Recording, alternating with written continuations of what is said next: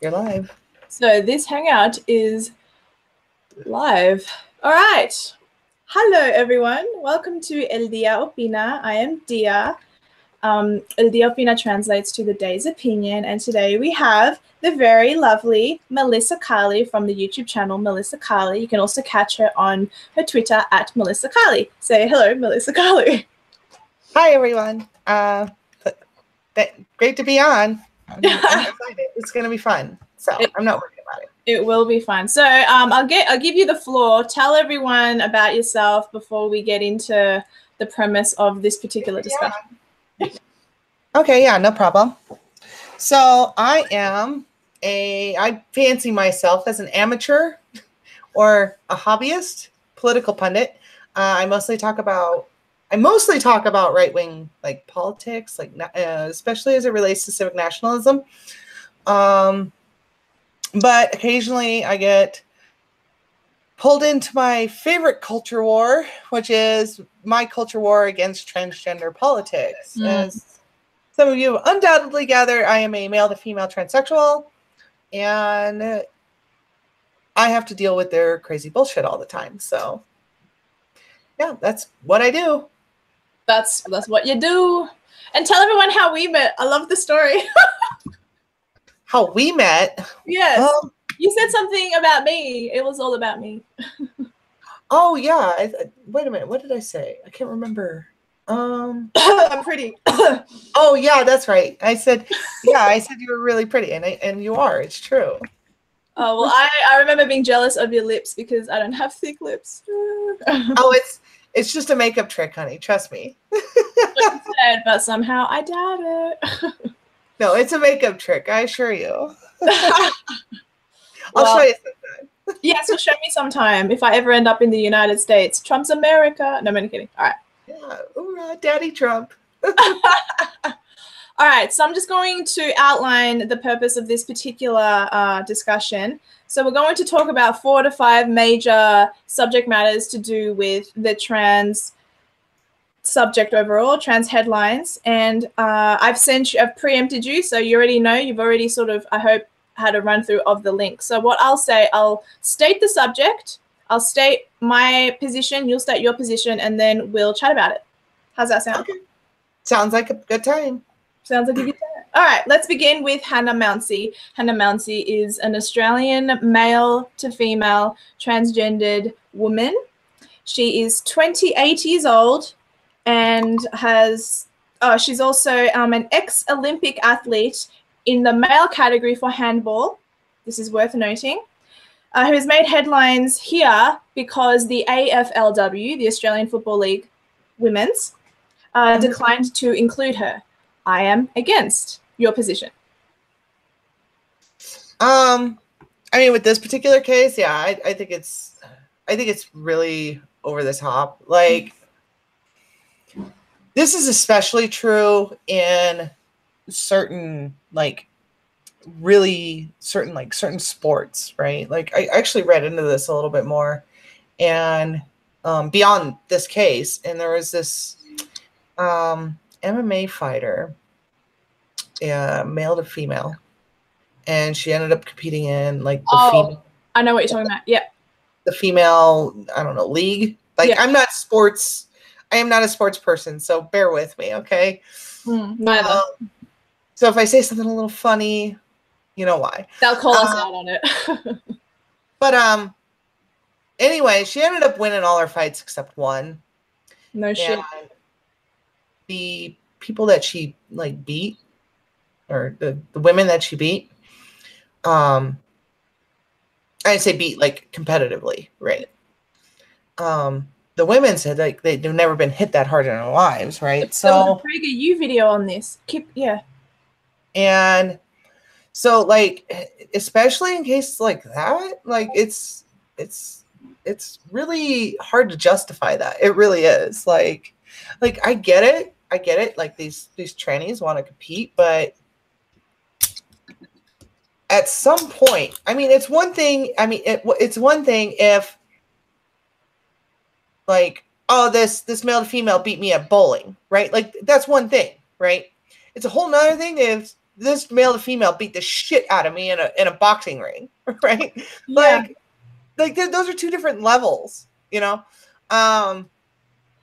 Because like one, you could seriously like hurt people, you know, like clean their clocks, whatever you want to call it.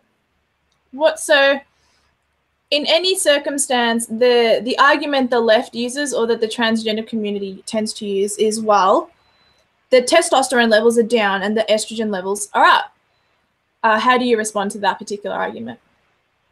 Well, I mean, I've been on hormones for going on 4 years now, right? And like, if you show, like, you can see pictures, like, I don't have them on me, but I have pictures of like before I transitioned, and my arms are much bigger than they are now, right? So over a protracted amount of time, sure, you lose muscle mass, right? You lose the ability, really, like the physical capability. You lose a lot of physical capabilities. I don't doubt that. Huh? I don't doubt that. But I don't know, and this is real hard for me, but because I'm like 5'4" and like 125 pounds, like I'm nothing, right? And I mean, even before I transitioned, I knew lots of women that could kick the shit out of me, right? So it's, I don't know, but it's really hard. But at the end of the day, I still have characteristics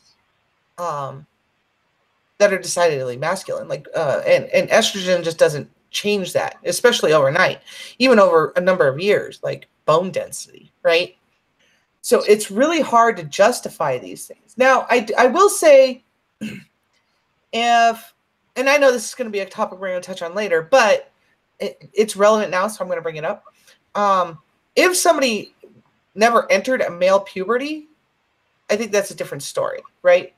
But because you end up in a lot of weird situations when you try to control this. Like in Texas, there was this female to male that was made to compete in the women's league, right? Yeah. And he wanted to compete with the men. Yeah. But the way the state law was written, he wasn't able to, right? So he ended up having to wrestle with the women, and he didn't want to. And he ended up taking like second in the state, you know?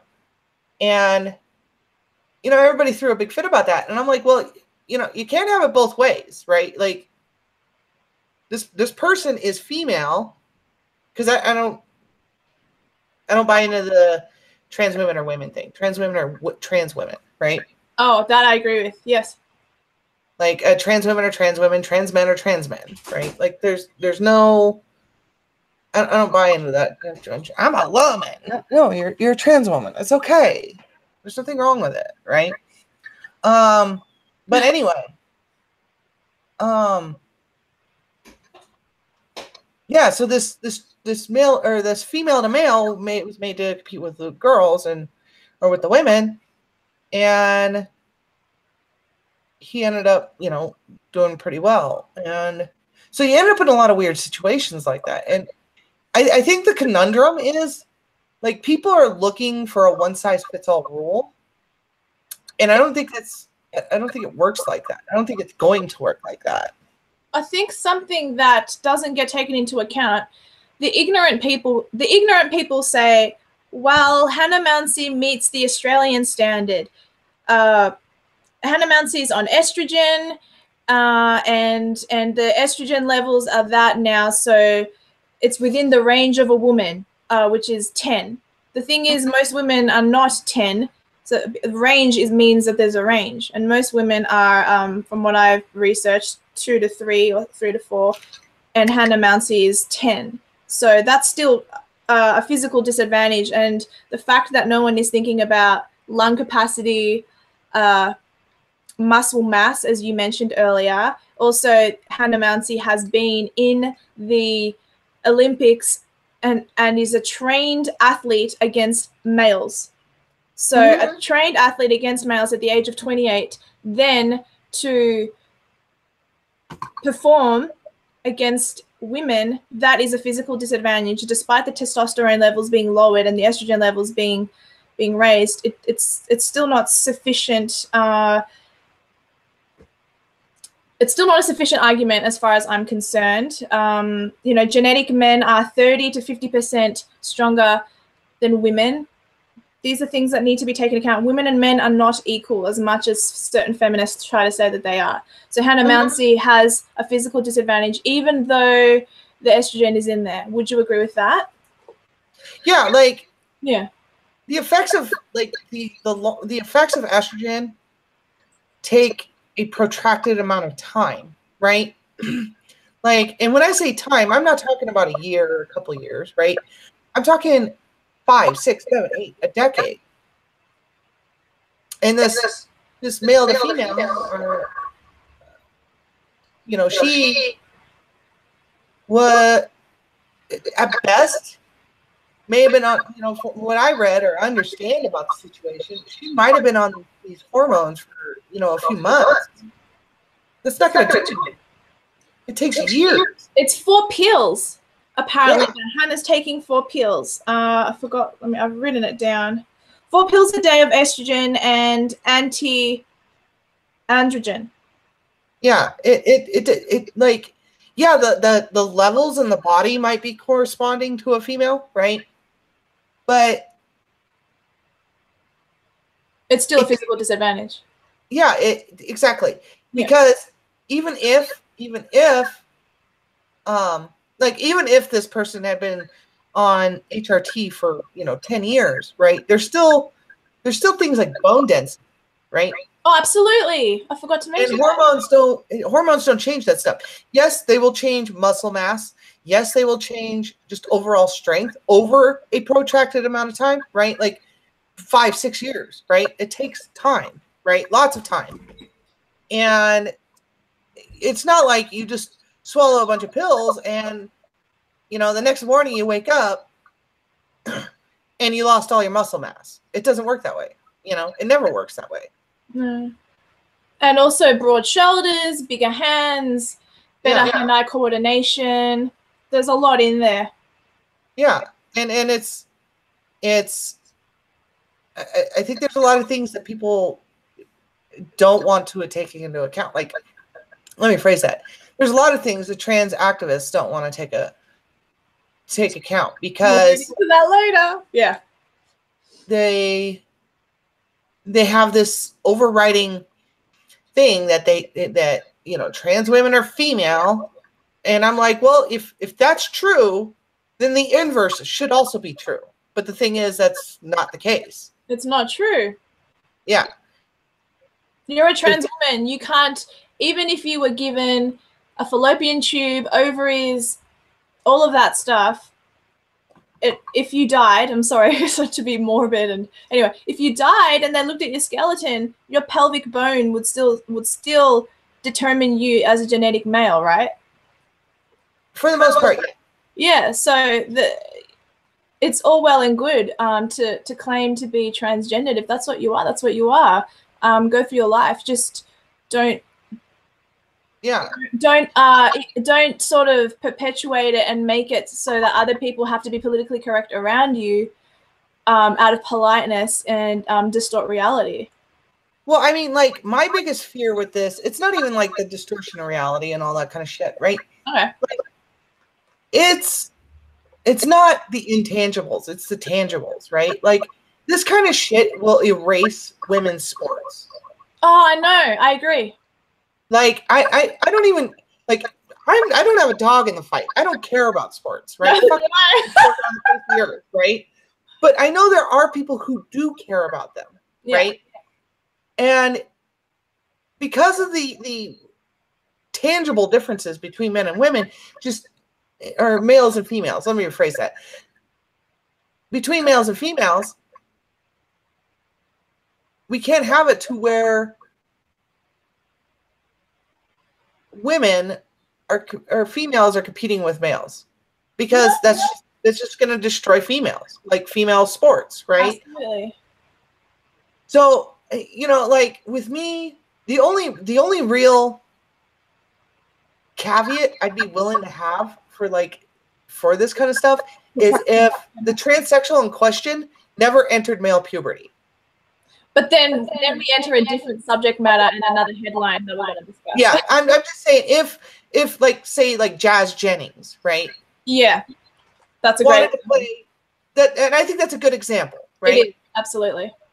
If Jazz Jennings wanted to play basketball with the females, well, Jazz Jennings never went through male puberty. No.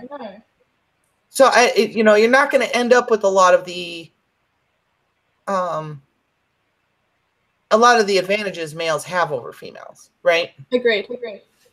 So in that kind of situation, okay, fine, right? I don't really see an issue there.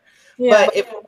But if we're talking about someone who transitioned when they're 25 years old, well past male puberty, and had 25 years of testosterone doing its magic, right? Well, not that like a tank. Not that long, because I mean testosterone really doesn't come into play until you're about 12, 13 years old. But you understood what I was getting at. Like, there was a protracted amount of time where testosterone was doing its magic. So, it's if you're in a situation where you want to compete with females and you've already entered puberty, like entered male puberty, my answer is going to be, I don't think that's a very good idea. It's not something I'm going to be able to get behind. Now, if you got someone like Jazz Jennings, yeah, okay, maybe I can see what you're talking about, right? Mm-hmm. Maybe. And then even then, we would need to know more about Jazz Jennings' physiology, right? Yeah. So I'm just assuming, because Jazz never went through male puberty, that a lot of the advantages of being male, Jazz never really got. Well, Jazz is having her own set of because she didn't go through male puberty. Oh yeah, I know. But that's a separate subject, which we will get into. Okay, so for subject and headline number 1, we are both against. There we go. Interesting. No, actually, I kind of expected that because I know you. All right, subject 2. Item 2. Should we be legally compelled to use language that fits the mentality of the individual? So, compelled speech. That's the second subject. I don't know if I'm against to a degree. What about you? Your position? Like me personally, and we kind of talked about this a little bit, but yes. Me personally, if you want, like, if someone wants me, like, I will use any pronoun you want me to use with 2 caveats, right? Yeah. I'm not using any of your made up bullshit, right? Like ze, zers, or self, all that garbage. I'm not using it. Fuck off, right? I got better shit to do with my day than memorize your inexhaustible list of pronouns. I'm not fucking using it, right? Inexhaustible is a great word to use in that. So long as you can stick with him, her, or he, she, I'll work with you, right? I don't care. I don't even care what you look like. I'll work with you, right? Okay. Like, you could be straight up dude with a beard all the way down his belly and he's like, call me she. I'll be like, all right, that's what you want, motherfucker. That's what I'll call you, right? Like, I don't care. It doesn't bother me. But, and this isn't even a transgender thing in my point of view. I don't want any legislation compelling any kind of speech. I agree. Right? I agree. That is the one I agree on. Like, it doesn't matter if it's trans or not. Like, to me, that's just a smaller issue or a smaller piece of a larger puzzle, right? Like, I don't want any law that says I can't say something or that I have to say something. Yes. I don't care what that law is. Yeah. So, sorry.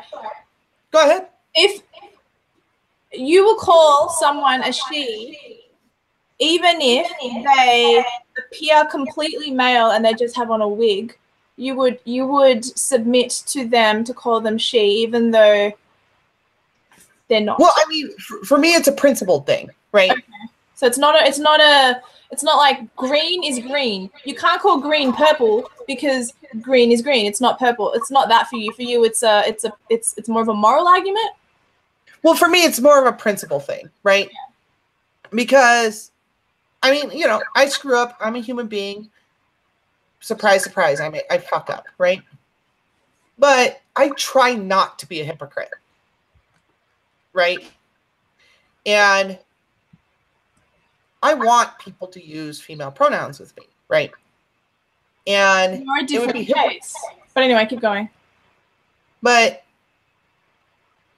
because I want people to do so, I'm not going to be the hypocrite that won't use someone else's, right? I know. So you're staying philosophically consistent. Yeah, that's exactly what it is. Like, you know, I'm a very I am a person that operates on principles, and not very rarely do I work on pragmatics. Like, a lot of people like working on pragmatics. I'm a principle person. An example of that? Yeah, I'm a very principle person. So on principle, if I'm not going to try to be a hypocrite. So if somebody says I want to be called she and her, fine, that's what you get, right? Like I said, the only thing I won't do is I'm not memorizing your inexhaustible list of pronouns and genders. You get man, woman, boy, girl, he, she, her, his. Yeah. That's what you get. Pick any combination thereof, I'm down with. All right, that's fair enough, but not everyone operates that way. So in terms of the transgender community, trying to make the general population be indicted in Canada and in New York for using the wrong pronoun, how does one combat that? Because it's a bigger issue now, because you can find someone else on the basis of being offended. And I gotta say, my friends offend me constantly, and I get over it after 10 minutes because I love them and I know that nothing was meant from it. But people are not that easygoing anymore. People these days are snowflakes. Everyone's walking on eggshells to please everyone. So you're a principled person. I consider myself a principled person also, but I also believe in reality, and I won't say he if they look like a she, and I won't say she if they look like a he. Mm-hmm. Sounds maybe nasty to certain people, but I will say she with you. I will say she with particular individuals because I guess it's a respect thing, and also I happen to know that there are certain categories of transgenders that doesn't get taken into consideration. I think if you have, I've done a video on it on my channel. The subject was Caroline Cossey. Do you know who Caroline Cossey is? Yes, I'm aware of Caroline Cossey. Yeah, so Caroline Cossey is someone who I've actually communicated with privately through Facebook, and she is someone who was born with two X's and a Y, and she's considered medically mosaic. So even though she was born male, she had extra chromosomes. So someone like that could easily be considered she or he, because it's not that they have the choice, but you lean more one way. And you're an interesting case as well. Do you mind touching on that? Yeah, I mean, I'm in a lot of a very similar situation to Caroline Cossey. I know, yeah. And I mean, I didn't know that about myself until I went to go try to have kids, right, with my second ex-wife, right? Oh yeah. And we were trying, and we were trying, and we were trying, and we were trying, and we were trying, and nothing was happening. So, and at the time, we were both she was in her early 20s, I was in my mid 20s, right? And we're a couple of young people, this should be a thing already, right? Yeah, fertility. So she went down to the fertility clinic to see what's going on, and she got every test that you could possibly run on a fucking vagina, right? And she came out all right. So they encouraged her to have me go in. So I went in. They handed me a magazine and a cup. Said, go do your thing. And come to find out, I was shooting blanks. So they were trying to figure out why. So they did blood tests and all kinds of shit, And eventually they came back and they said, we think we know what's going on with you because you're everything's normal about you. So there's only really one thing it could be. So they sent in a genetic test, what do they call it? I can't remember the wording that they used. Admixture, matriarchal line. I don't know. No. It was like some weird scientific terminology that they used. But anyway, came back and that's when I learned that I was a genetic variant. So, yeah. Did that raise any red flags? Did that sort of go, oh, that explains this in my childhood kind of thing? Well, not really. No, it's really hard to explain, but it was like when they told me this stuff, like all the dots started connecting in my head, right? Like, oh, this kind of like dominoes started falling in place, so to speak, right? And I mean, and it explained so much just like about me in general, right? Because like, I mean, not a lot of men end up like me, right? Like, and what I mean by that is like 5'4", you know, skinny, petite, kind of, you know, just there, you know. And it also explained a lot of like how my gizmos on the inside were working, like as far as my headspace. You don't have Klinefelter syndrome the same as Caroline Cossey, but it's something relatively similar, correct? Yeah, it's called non Klinefelter 47XXY. Okay. So the Klinefelter syndrome is a set of symptoms, right? Like, it's not. You could be. Some people with XXY have Klinefelter. Some people with XXY do not have Klinefelter. It's a set of characteristics. Yeah, I don't have Klinefelter syndrome. No. Right. I'm just a genetic variant. It happens. Yeah. So it's very strange, but like, and this is not a process that's well understood, right? Like how it happens or why it happens or, you know, any of that kind of shit. So it is what it is, right? It's complicated. Yeah, sounds complicated. So the reason I wanted to delve into that was because I'm not an arbiter of geneticism and male and femaleness, so I know that this sounds like, oh, everyone has to meet Dia's standard. That's not at all what my intention is. So I don't want anyone to think I'm standing on a pedestal here, stating what is what. But to my mind, it makes a lot more sense for people with Klinefelter syndrome or extra chromosomes or particular brain functions to identify as female. Those are the people whom I would personally use the statement she, even though that would mean I'd have to know their psychological history to do that. So it's not actually that practical. However, I don't think if you just think you're male, then go for it. I just don't. So just because a child says, oh, I am male and they're a girl, I think it's the parent's job to rear them into loving themselves, into saying, no, honey, you're great as you are. I don't want you to change. I think, look how awesome you are as you are. Like, that's, I think, the parent's job, which actually leads us into the next subject matter. Our next subject number 3 is it okay for parents to do that without having their kids taken away from them and accused of child abuse? I'm against. Your position. That's a really good way to start a war. Yeah, sorry, that was a good segue there, right? That's a really good way to start a war. Yeah. You know, like if I had a kid and they were trying to take my kid away for no good goddamn reason. For telling them, no, honey, I think you should love yourself as you are. Like, I mean, not even just that, just any like the arbitrary shit that they try to like do this shit with, right? Like this guy I was reading about in southern Colorado, in the state I live. Yeah.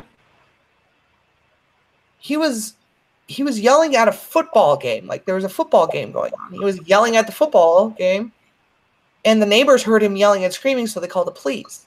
The police just assumed he was yelling and screaming at his kids and took his kids away for like 2 weeks, put him in a foster care, slapped him with a bunch of fines, and like it wasn't until he went to court that it all got sorted out, right? And I was like, that is fucking ridiculous. Like, why didn't the cops go, why were you yelling and screaming? Oh, I was watching a football game. Oh, well, have a great day. And off they went, right? Like, why? What was so hard about asking that question? Like, I don't get it. And like, did you look at the kids? Did they seem visually upset? Did they look abused? Did they, like, is there something out of the situation which could have set a flag? Of course not. They were just quick to grab these kids and run off with them. I don't get that. Like, I mean, like with me personally, like when I was growing up. You're echoing. Am I? Yeah. It's like, am I? Is that better? A little. It's coming. It's picking up on you. I can hear you now. There. Yeah. Oh. It's still coming in on your end. I hear myself fine, and I. Okay, I'm going to try something. I want you to see if it still goes away. Give me a thumbs up if it goes away. Okay. Okay, can you hear me? Is it still echoing? It's not echoing. Does it stop echoing? Yeah. Okay. I'll try this. I don't know why it's echoing. You weren't doing this earlier. I'm going to jump out and I'll pop right back in. Okay. Will it stay live? Yeah, it'll stay live. Oh, okay.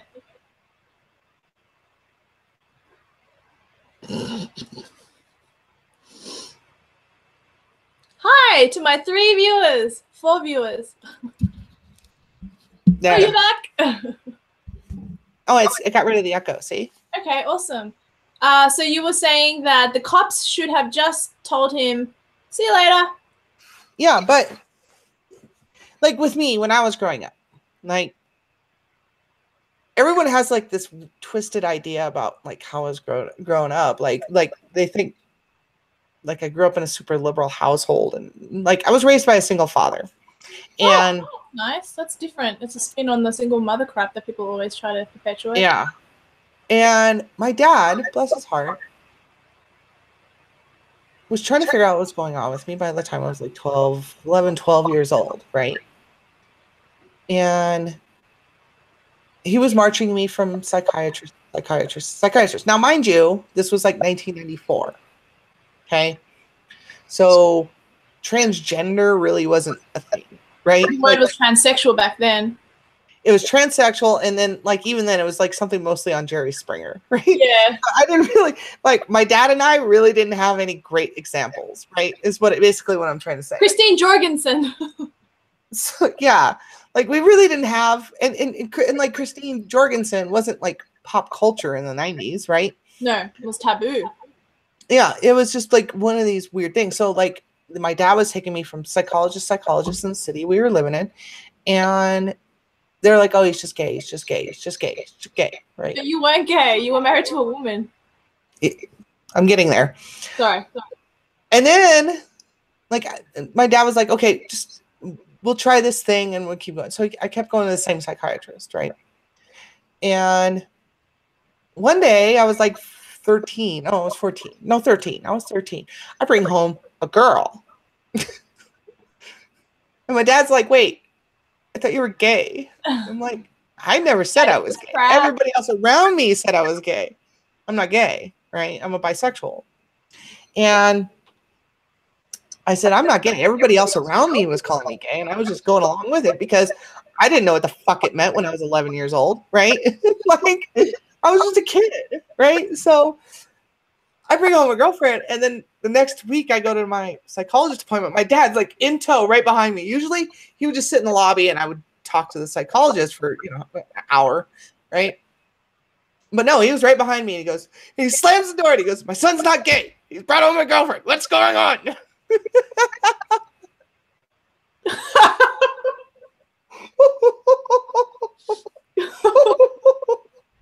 So we veered into a very strange story here. So they were trying to work with me, and like one day my girlfriend came over, and she wanted to do her makeup and stuff, and I'm sitting there playing with it, making a fucking mess out of myself. And my dad walks into the bathroom while we're doing this. Now, most kids would be afraid of caught having sex or making out or some shit like that. Here I am with fucking a face full of makeup going, "Hi, Dad." Right back to the psychologist we went, right?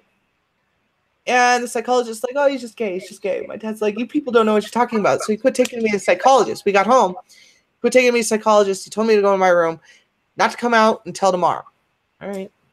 Like, I didn't argue with my dad, right? I was a good kid. I was actually a really good kid. And so I go in my room. I stay there all day. I just play video games, whatever. I go to the bathroom. That's about it. The next day I wake up and I go out there. He's sitting on the couch, and he's usually gone to work by then.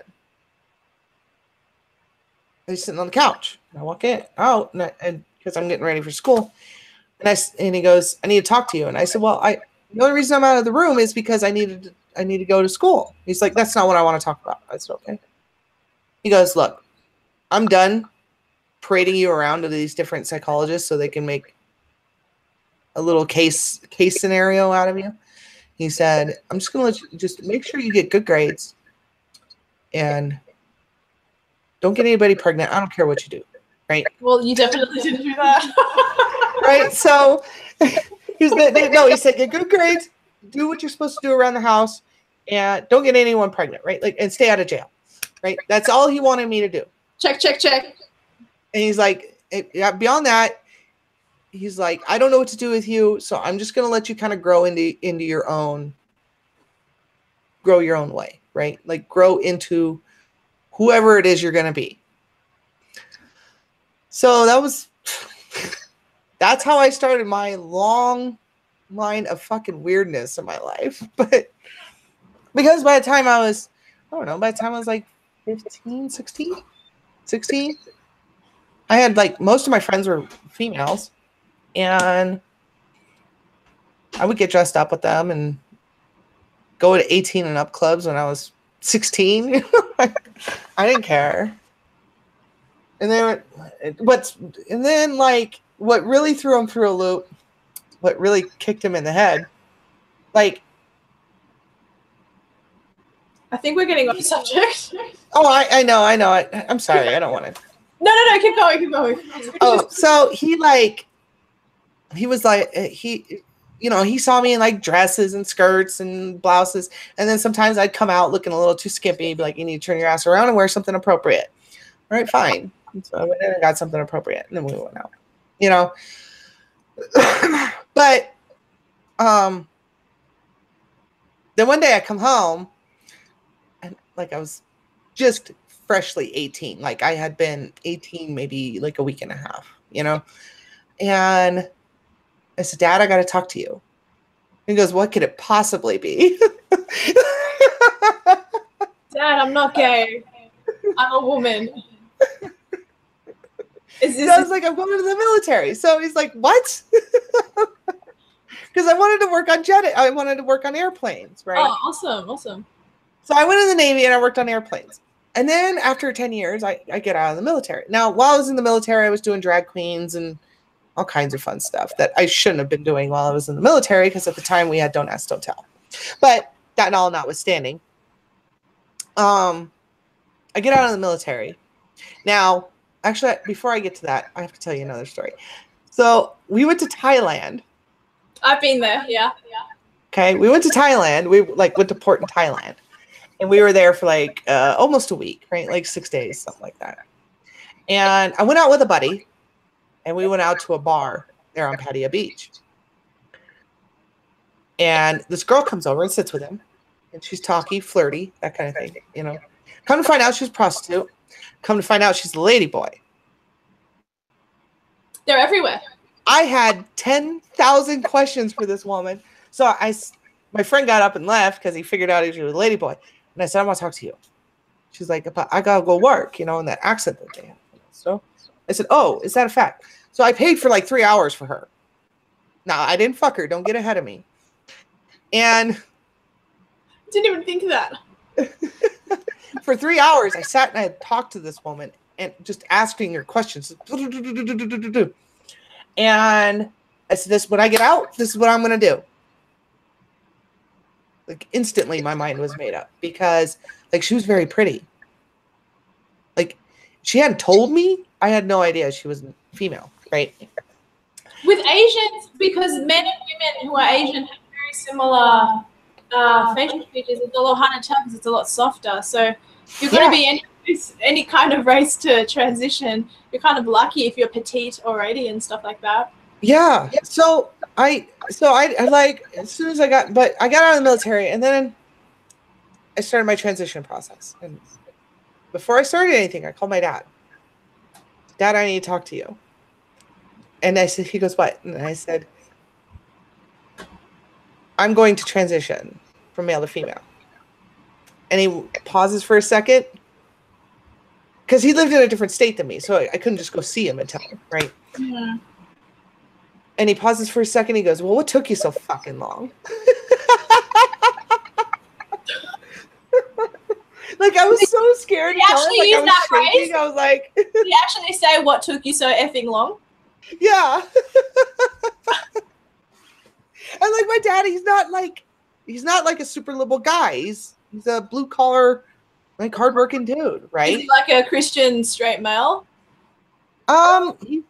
He's if so, he's the enemy. He was a Christian, but I don't know if he really is anymore. Like, I just assumed he was Christian because a lot of Americans are. Yeah, he's like, I'm not sure if he is still Christian. Like, I don't know how he feels about that kind of stuff. Like, I don't really talk to him about that kind of stuff. Yeah, fair enough. Like, because I'm not religious. Like, I know. So yes, it's like we agree on much, my friend. It's one of those things. Like, I don't feel like I have to talk to him about it, right? Like, no. What am I gonna say? So guess what I did? Jesus, Daddy. Right? So, yeah. What am I gonna say? So, let's just veer back to the subject matter of.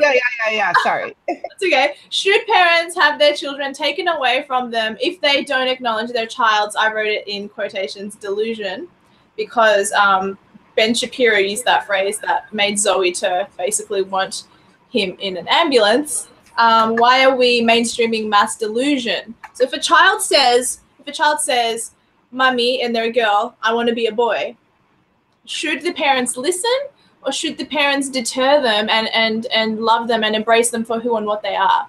Because again, I've done another video on this, and the video I did on this documented other types of comorbidities. And these other types of comorbidities, which is, for those who don't know, overlooked disorders or overlooked symptoms or diseases that are associated with transgendered or gender dysphoria. So there's things like body dysmorphic disorder. There are things where people, like someone like Heidi Montag, who is a beautiful blonde girl who was on the hills, she had her nose cut up, she had her back scraped, she had bum implants or something. She had all this stuff done. And people were outraged. They were like, but you were already beautiful. So she wanted to make herself a better version of herself, more of a Barbie type of look, yet she gets reprimanded and judged by society, and to a degree rightfully so. But when it's a male to female transitioning or a female to male transitioning, they're praised. It's just the critical thinking there isn't applied correctly, because we are as Ben Shapiro said, we are praising a mass delusion, and it's okay in this particular box, but it's not okay in this particular box.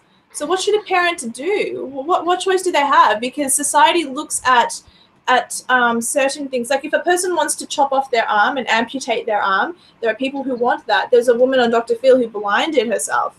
This is seen as ridiculous, and rightfully so. But then when someone wants to change from male to female, this is praised like it's the best thing ever, which to me isn't consistent. It's retarded. And as I said, the only reason I somewhat approve of transgenderism is because there are people who have Klinefelter syndrome or who are medically mistaken. These are the people that I think it's okay to transition. But if it's just a mental thought, a feeling, I'm not on board. So what are your thoughts? Do you agree? Like, amend that statement as much as you. Yeah, no. Like, it's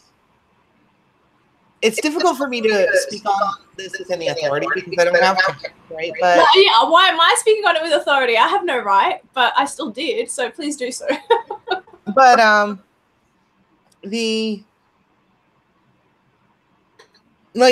a lot of cases where I read. Like, there's a case of Leela Elkhorn. That's not one I'm familiar with. Yeah, she was a transgender girl. She ended up jumping in front of a semi-truck because her parents wouldn't take her to a psychologist. That's horrible. Yeah, it was a real tragic case. She ended up committing suicide. I think, like, I don't think the state should take away a kid away kids because they have a gender identity issue, right? That I'm completely against. Yeah, I agree. I mean, from a moral standpoint, if your kid is experiencing, severe psychopathological problems, whatever that problem is, transgender or not, I think as a parent, I would have an impetus to take my kid to somebody that could help us figure out what the fuck is going on. Okay, that I agree with you. I do. But then that leads into a different discussion, and that discussion is that most medical professionals now are pushing the ideology, I use that word intentionally, of transgenderism. So it's your child is, has gender dysphoria. Let them transition. There's no further digging at all. Well, I mean, it's.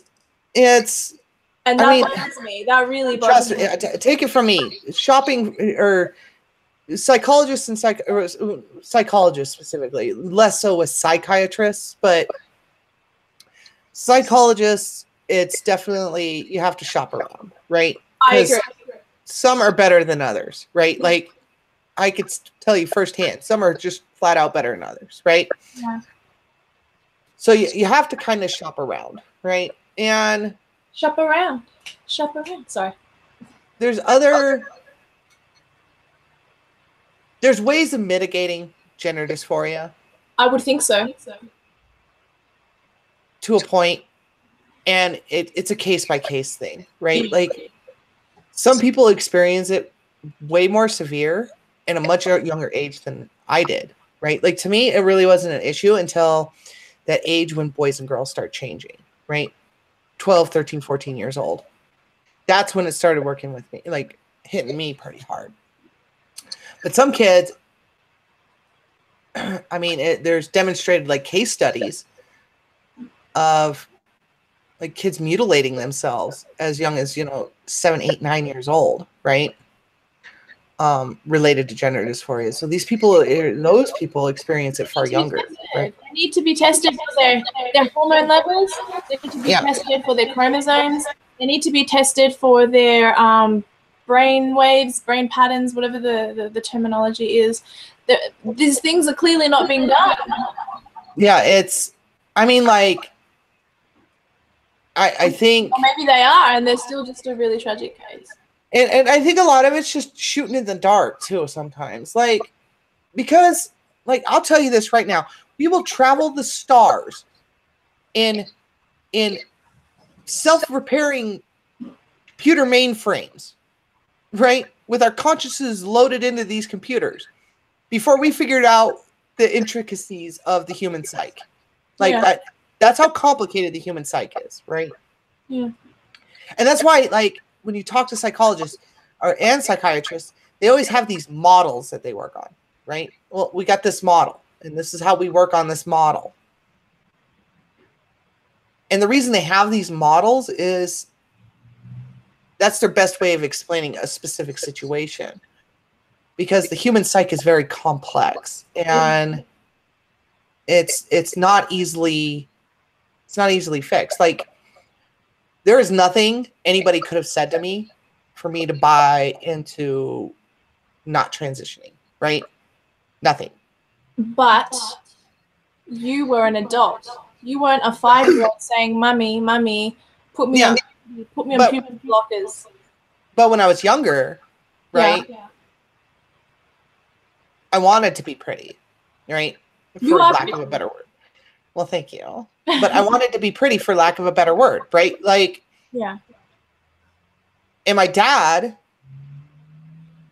I mean, bless his heart, but at some point he figured out replacing a baseball with a football wasn't going to fix the problem. Then he gave you a lipstick, and then, that made more sense. And then it was, you know what? As long as you're performing as well as you can in every other aspect of your life, I don't care what you do, right? And he's like, just keep it over there, right? Like, that's what it was. Keep it over there. So, like, I think there's definitely healthy ways to tackling gender dysphoria. But in such a way, ways are not being stipulated, and it's not being done properly. Too many children transitioning. There's been a hike. I think you've probably heard of it. Crap, I don't have it on me. But there's been a hike in Australia, and I'm sure in the US, of children saying that they're transgendered. And if you put kids on hormone blockers, this puts us to issue number 4 now. Item number 4. Is it okay to put your children on hormone blockers and sorry, hang on, let me read out the cross-sex hormones. Yeah, cross-sex hormones, which will leave them to becoming sterile. My position, once again, is against. What is your position? Me, it should be a very extreme case-by-case basis, right? I disagree, because you should be 20, 21, 22 when you decide something as strong as, like, if you need permission to sit in a solarium bed, if you need permission to get a tattoo, if you need permission to get an abortion and you're too young, then you should also, if all these things are not allowed, then you can't make a decision about your whole entire body to the point where you become sterile and with an inability to have children when you're 4 and 5. So to me, there's no case-by-case basis with that. It should be hard line. Well, see, the thing is, I read a lot of right-wing media because I'm right-wing, but yes, I lean right. I do too. But the right-wing media misrepresents this a lot of times. Like, yeah, tell me, educate me. You're not going to give hormone blockers to somebody that's not, or puberty blockers to somebody that's not in puberty. Obviously, you'd have to wait until they're turning 11, 12, 13. Yeah, so, like, but the way they word it in the articles, they'll be like, 4-year-old transitions, blah, blah, blah, right? Like, it's like, okay. When a 4-year-old transitions, it means that they get to cut their hair short and present as a boy or whatever it may be. I'm with you on that, yeah. So there's a lot of, like, that kind of stuff going on, right? And like, the left wing has its own, the left-wing media has its own sins with this, right? Oh, like, absolutely. They're pushing. Yeah, sorry, keep going. They have their own sins with this, right? So there's sins on both sides of the issue, right? And this is why I get on live streams and I talk to people, because, like, even if I could just dispel just a little bit of that from both sides, yeah, it's a win with me, right? Yeah. But so with the case-by-case basis, what I mean by that is, I think there should be a very high number of hurdles that need to be reached. Number one, right? So, like, not just plopping them in front of one psychologist and go, oh, here's your prescription, have a nice day, right? Or that's what London Southern did, and it worked. And, well, with adults, that's how it works. Yeah, right? Which is stupid, I think. With adults, that's how it works, because, I mean, they're adults. What are you going to do? Right? And, and a lot of it is from the medical community's perspective. The reason they don't turn people down, like adults, down, is because they don't want people going in and get drugs from overseas. Okay, sure. Right. And that's like me. When I was in West Virginia, like I've already like when I moved to West Virginia, I already did 1 year of real life experience, and I was on hormones for a year. So is that 2 the years requirement? Is there a US slightly off topic but still in keeping with the subject? Is that the requirement? You have to live as the sex you're claiming membership for a year before you can start taking pills and that kind of stuff? Estrogen? Prior to 2013, yes. Okay, so now it's a lot more lenient. Now they do. Now they have what they called informed consent for adults. Okay. Basically, what informed consent means is, okay, here's all the stuff the HRT will do to you. Do you understand and agree to it? Sign. Here's your prescription, right? But that's for adults, right? Now, surgeries, even for adults, they will require letters from psychologists, psychiatrists, the whole 9 yards, right? Before they even touch you. And like when I was looking into a breast augmentation surgery, and I need that too. Yeah, honey. These little A's aren't doing it for me. But anyway, when I looked into like breast augment surgery, like the surgeon straight flat out told me, he's like, I will not touch you until you've been on hormones for at least 2 years. And I need a letter from a psychiatrist, right? That sounds like a wise person, right? Huh? That sounds wise to me. So, well, I mean, a lot of the reason for the hormones is because, like, while you're on hormones, things develop. Change, right? Yeah, like, absolutely. Yeah.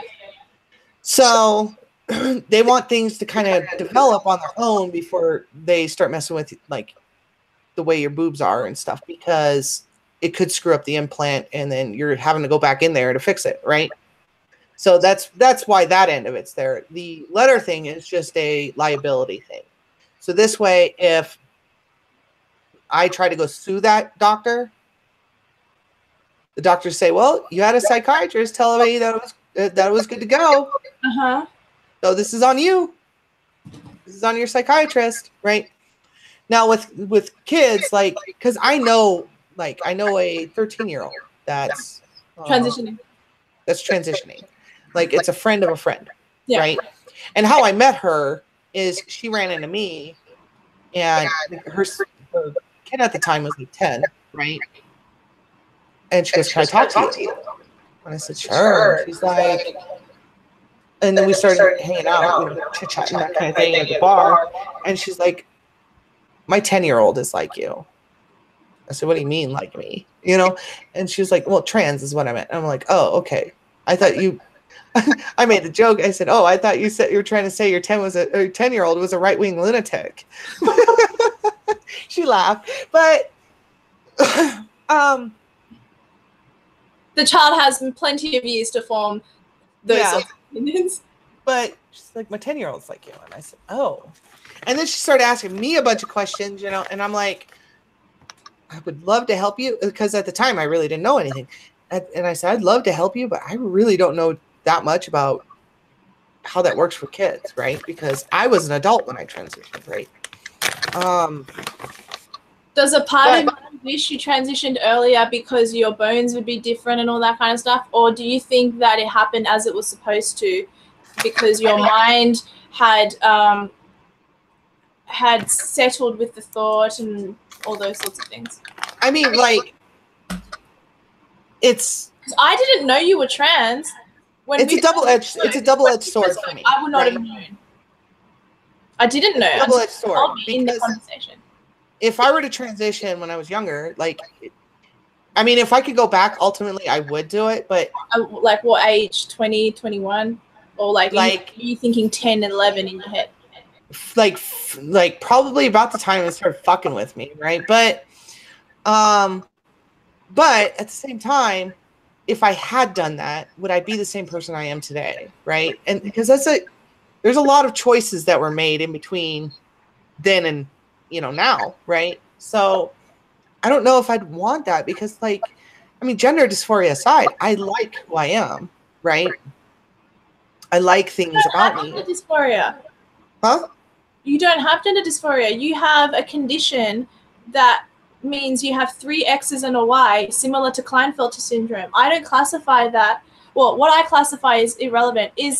Are you in the category of gender dysphoria or not because of the syndrome that you have that means you have extra chromosomes?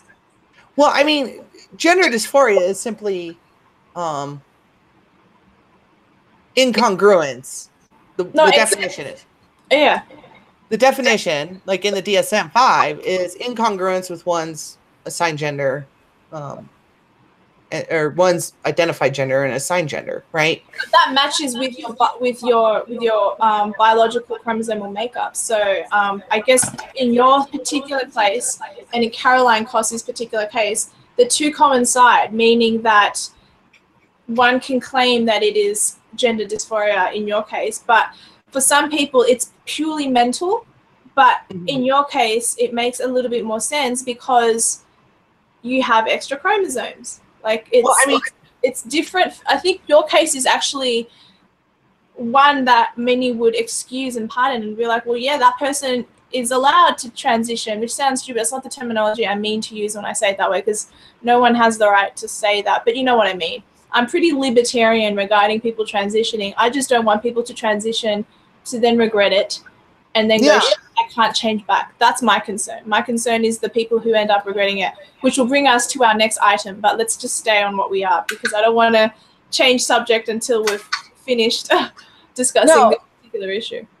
But I mean, like with this now, what did I do? Like 12 or 13 hour? I forget how old she is, but she's like in that neighborhood, right? With that 12, 13-year-old, like, she's doing her social transition. They haven't put her on puberty blockers that I'm aware of. Yeah.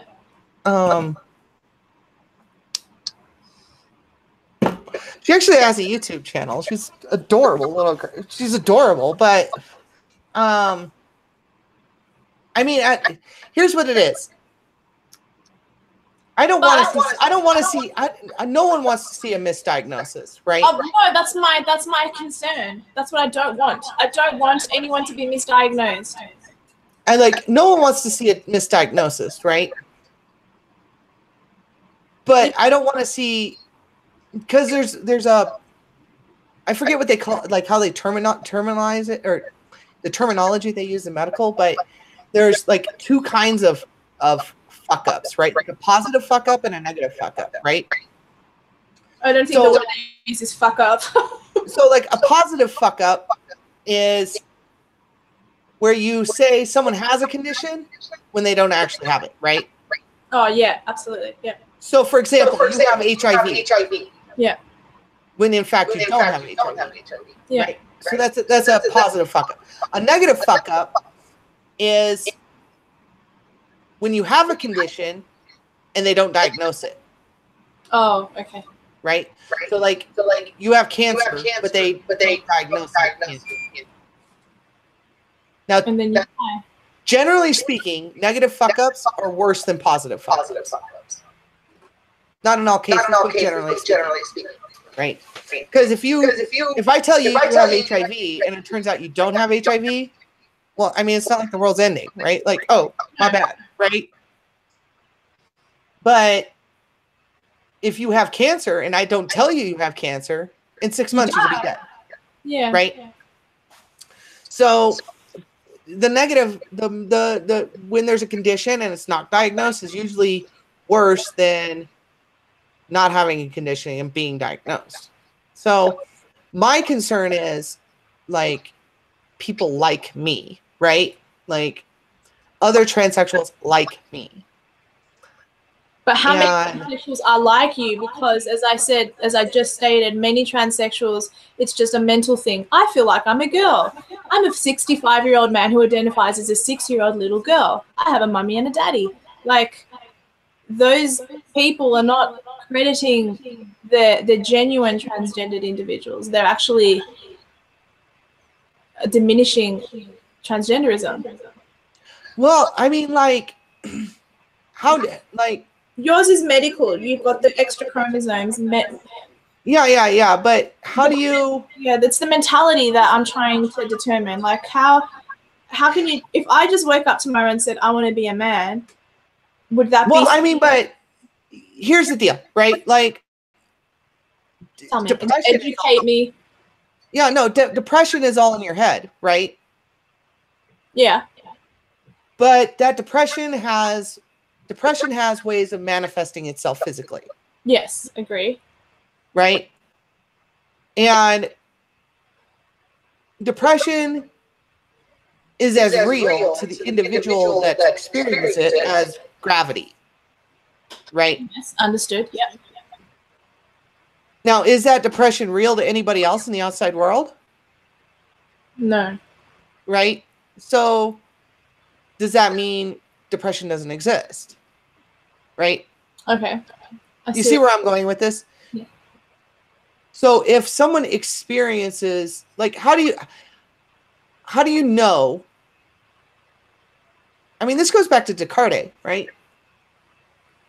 A philosopher, if you're not familiar with him. No. I mean, I don't know, but I knew that was a philosopher. But yeah. And, like, how do you know what somebody else is experiencing is real to them or not? This is the God argument, but yeah. Right. So this is not supposed to go into atheism versus Christianity. No. But like Descartes said, the only thing that you could prove actually exists is you. Yeah. Right? Because the rest of the world can be just made up bullshit and lies, right? But if the rest of the world is made up bullshit and lies, then you have to exist for those bullshit and lies to actually make a fuck. And here's my like fundamental problem with like saying, well, gender dysphoria is just in their head. Okay, yeah, it's just in their head. But so is depression, so is anxiety, so is happiness, so is sadness, so is any number of things I can name. Yes, but those things don't push into society to make us compel us to say he or she, or to compel us to start inventing new pronouns, which we both agreed on. Well, no, they don't do it in that way, but depression can manifest itself in the physical world. I mean, if you got a loved one that's got depression, they kill themselves, that most certainly manifests in the real world. It does, but the person with depression is not compelling people around them to act in a certain way. They're seeking help through psychiatry, through psychology, through prayers, through whatever. And well, okay. But and there's like, to me, it's not your issue is not with gender dysphoria, it's with the behaviors around gender dysphoria. True. Yeah, I would agree with that. Yeah. So it's not so much that gender dysphoria is a thing. Like this is my interpretation. Go ahead and correct me if I'm wrong, but your issue is not with gender dysphoria itself, it's with the trans politics around it. Yes, I hate the transgenderism ideology of late. It does bother me because it's almost encouraging our young children and our society that it's okay and that there'll be no repercussions if you change, and you can easily change back. And that's not true, because there's a chance you could become sterile. There's a chance you can change your bone development if you're a teenager. There's a lot of things to take into consideration, and that's what I don't like. And again, as I said, I don't mind people transitioning. I'm libertarian about it to a degree, but I just don't want people to regret it. And this brings us to our almost our fifth point, and that is transgender regret, a subject matter that the left and a subject matter that the trans community has sort of hidden under the rug, because they don't want people to know that there is a high percentage of transgendered individuals who regret it and then change back. So this leads us to Walt Heyer. Walt Heyer was a man who lived as a woman named Laura for 8 years. And then he eventually transitioned back upon realizing that he had been misdiagnosed and that he actually had dissociative disorder. So this is my problem. It sounds like I know it sounds like, oh, well, why do you have a problem with it? I just don't want people to change their bodies, regret it, and then they can't change back. It just makes me sad for them, and so that's why I'm so, I don't know, passionate about it, I guess. I don't know, but it makes me sad. It does. It makes me sad that people are pushed and encouraged to change their bodies, and then when they change back, it's not the same thing. You can't get your penis back. You can get a version of it, but it won't have sexual pleasure. It will just have the function of pissing. That's pretty much it. Well, I mean, if because as far as I know, at least the United States, right? I've never read about a transsexual getting surgery before the age of 18, right? It has now, happened. That isn't to say it hasn't happened. Denmark, I think. Like that isn't to say it hasn't happened. I'm sure somewhere in the world it has happened, right? Yeah, but it's not something that's common, that's for sure. And even then, I think that depends on the culture. I mean, some cultures you're an adult at 16, right? Like you're an adult at 16 the same way you're an adult at 18 in the United States, right? Like you're responsible for yourself. You're legally liable for everything that you make, right? So these things are going to vary from culture to culture. But like if you're an adult and you decide to get a surgery that you're not happy with, that's up to. And this goes with anything, right? Like I'm a personal responsibility person, right? I am too. I just think that society plays a role sometimes, and even though your decisions are your own, and I do agree with that wholeheartedly, sometimes people are pushed into something or advised into something by certain doctors around them, and then it's like, uh-oh, we fucked up. Well, I mean, we have litigation systems for that, right? But it's like people who go and do something to themselves, and this goes with anything, really. Like you get a tattoo and then you like regret it in a couple of years. Well, build a fucking bridge, right? Like I don't have a whole lot of sympathy. It's different with a penis and a vagina. Well, I mean, it's build a fucking bridge. That's so harsh. I love it. Well, you know, I'm not one of those people that's gonna like, you know, if you make a decision, any decision, and you end up later regretting that decision, that's on you. Like it is. You know what? I don't disagree. I really don't. It's just that I don't know. I just feel really bad for the people because I mean, like, don't get me wrong. People that do that to themselves, like, I'm not trying to be the cold-hearted bitch, right? Like, of course you got my sympathies. You know, like, that's fucked, right? But at the same time, you're a rational adult, you know? Like, at some point, you said, yep, let's do this, right? At some point, with your own free will, you said, yep, let's do this. Yeah. But then this leads back into a different subject matter, and this subject matter is the parents allowing their children to transition very young, and then when the child is 15, 16, 17, they go, Mom, Dad, why did you allow me to change? I was a child. I can't make decisions about that. I don't even know if I want to be a fireman or if I want to be an archaeologist.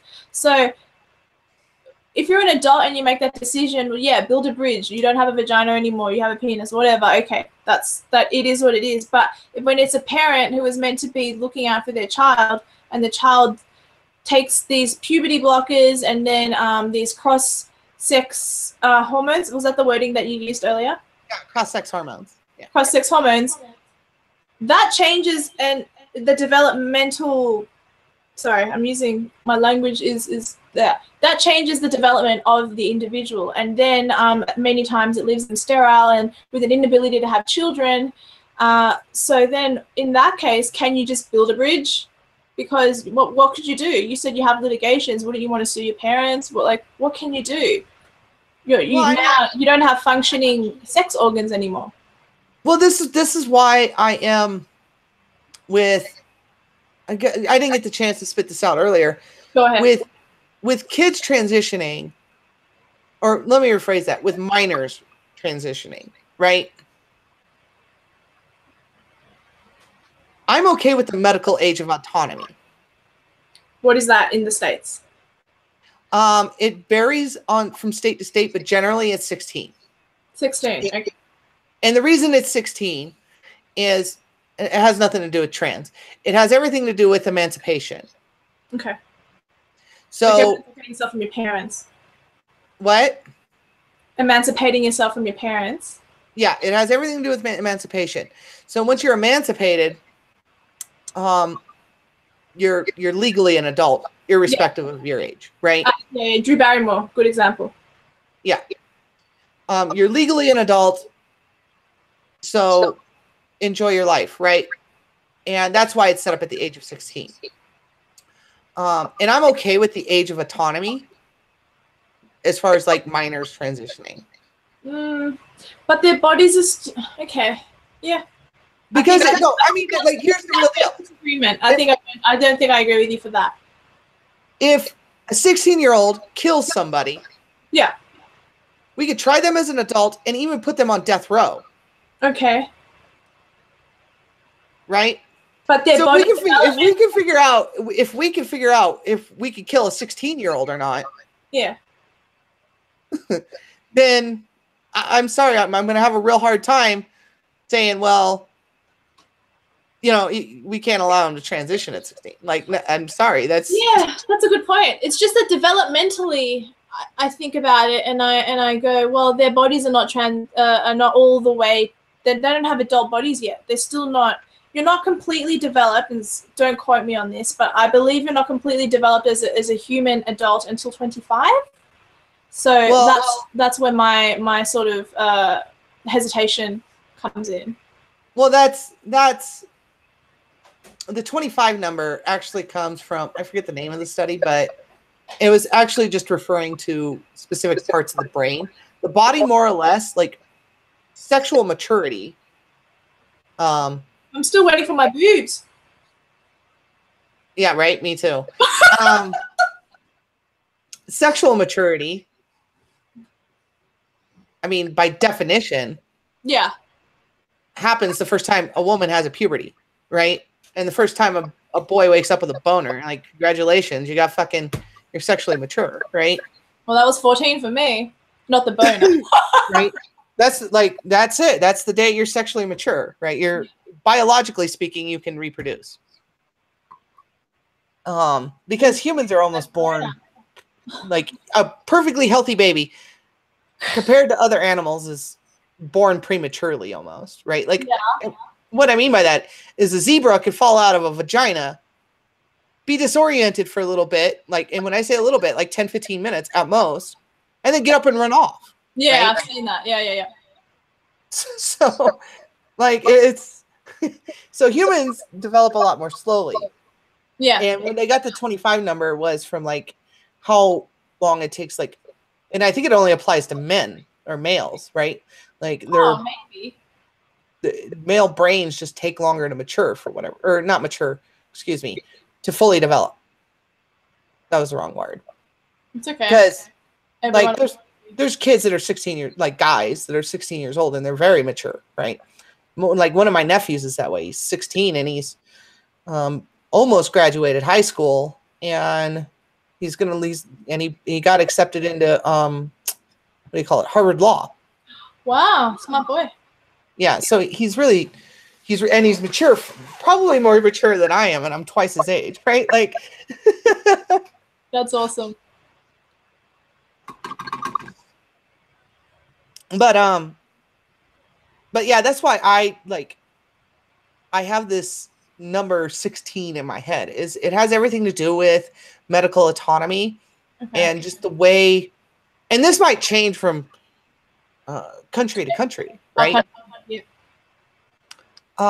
Because some countries might have, like I said, there's some countries where 16, you're a bona fide adult, right? Yeah. Others. In Australia, you need to be 18 to drink alcohol and to get your license. Sexual autonomy, I think, comes at 16 as well. Yeah, and that's the other thing.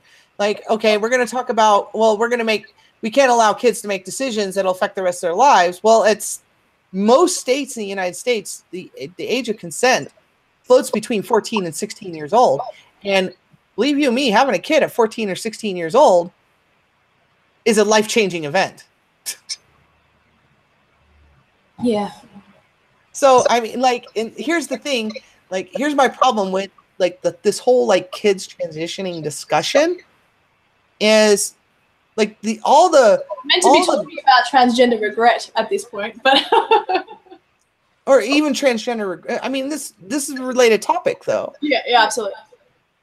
Is, okay, we're fine with all these bars being at 16 for all this other stuff, but this one thing we're going to set at like 20 or 18 or 19 or 25 or whatever, right? Mm-hmm. And I'm like, well, hold the phone. If we could decide to kill somebody at 16 for an awful crime, yeah, then transitioning is a fart in the wind by comparison. Yeah, if you're going to kill them for committing a crime. We don't have capital punishment, you guys do. Yeah, I see your logic. I understand the position that you're taking. So that's where I'm, and as far as regret goes, like, I would love to bring a deep transitioner on my channel. Like, I'm not afraid of this topic. I just don't know that much about it, right? But like, you are transitioning. What do you mean you don't know about it?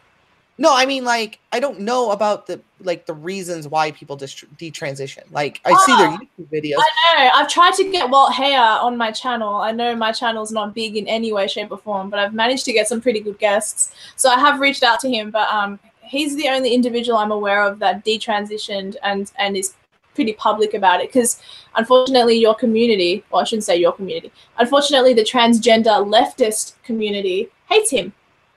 Mm-hmm. No, I don't have any, like, I've read a few of his things. Yeah, but you're reasonable, so you're not going to hate on someone until you've actually read up on them and done your research. And, like, I haven't done, like, read, like, a ton of his stuff, but, like, some of it I have, right?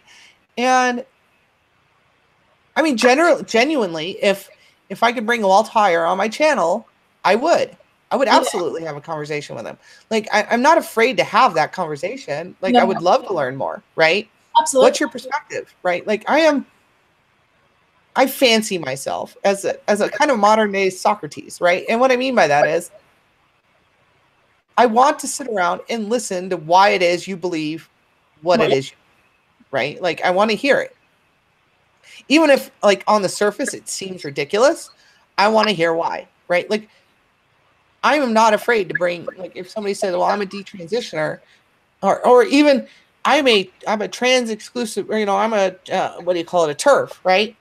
I would happily have them on my channel. What's that, TERF? Right? Like, what's your beef with this? What's your beef with that? Like, you know, I just want to hear.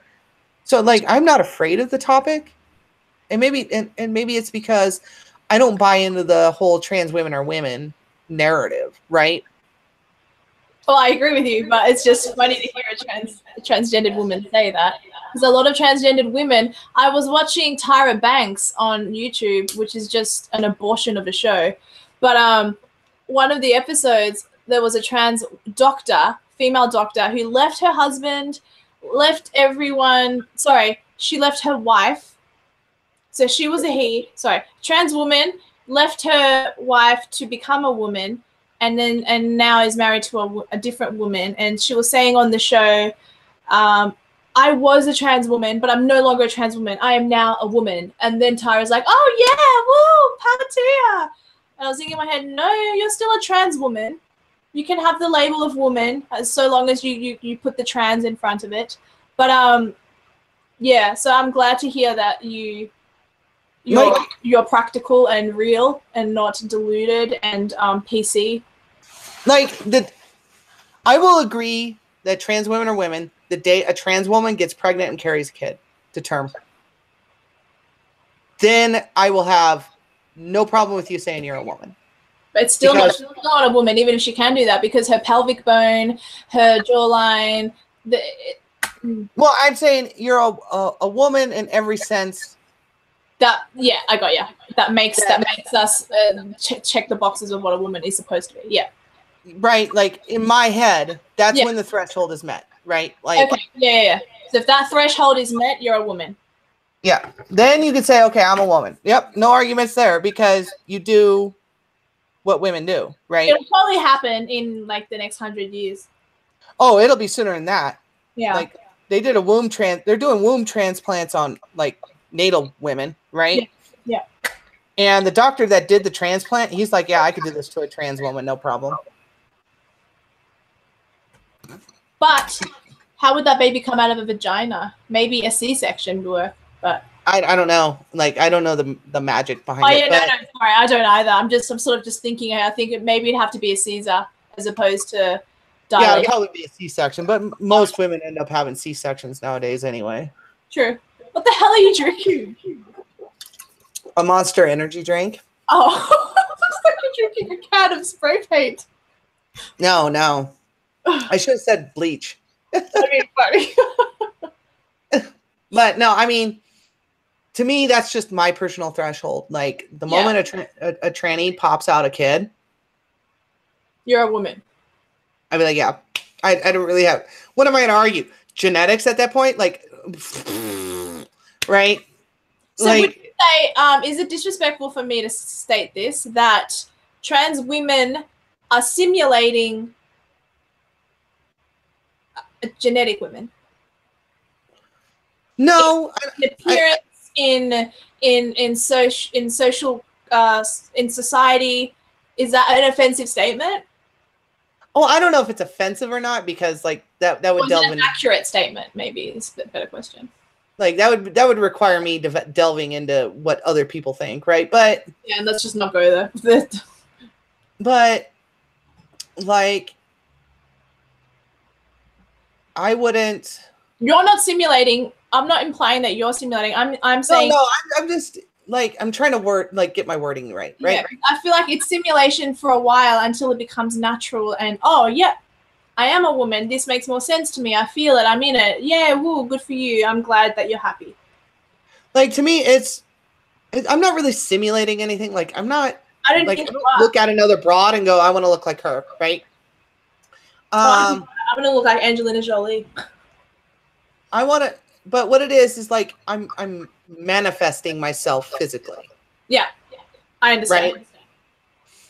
Like no more than you putting on a white dress means you're trying to simulate Ivanka Trump, right?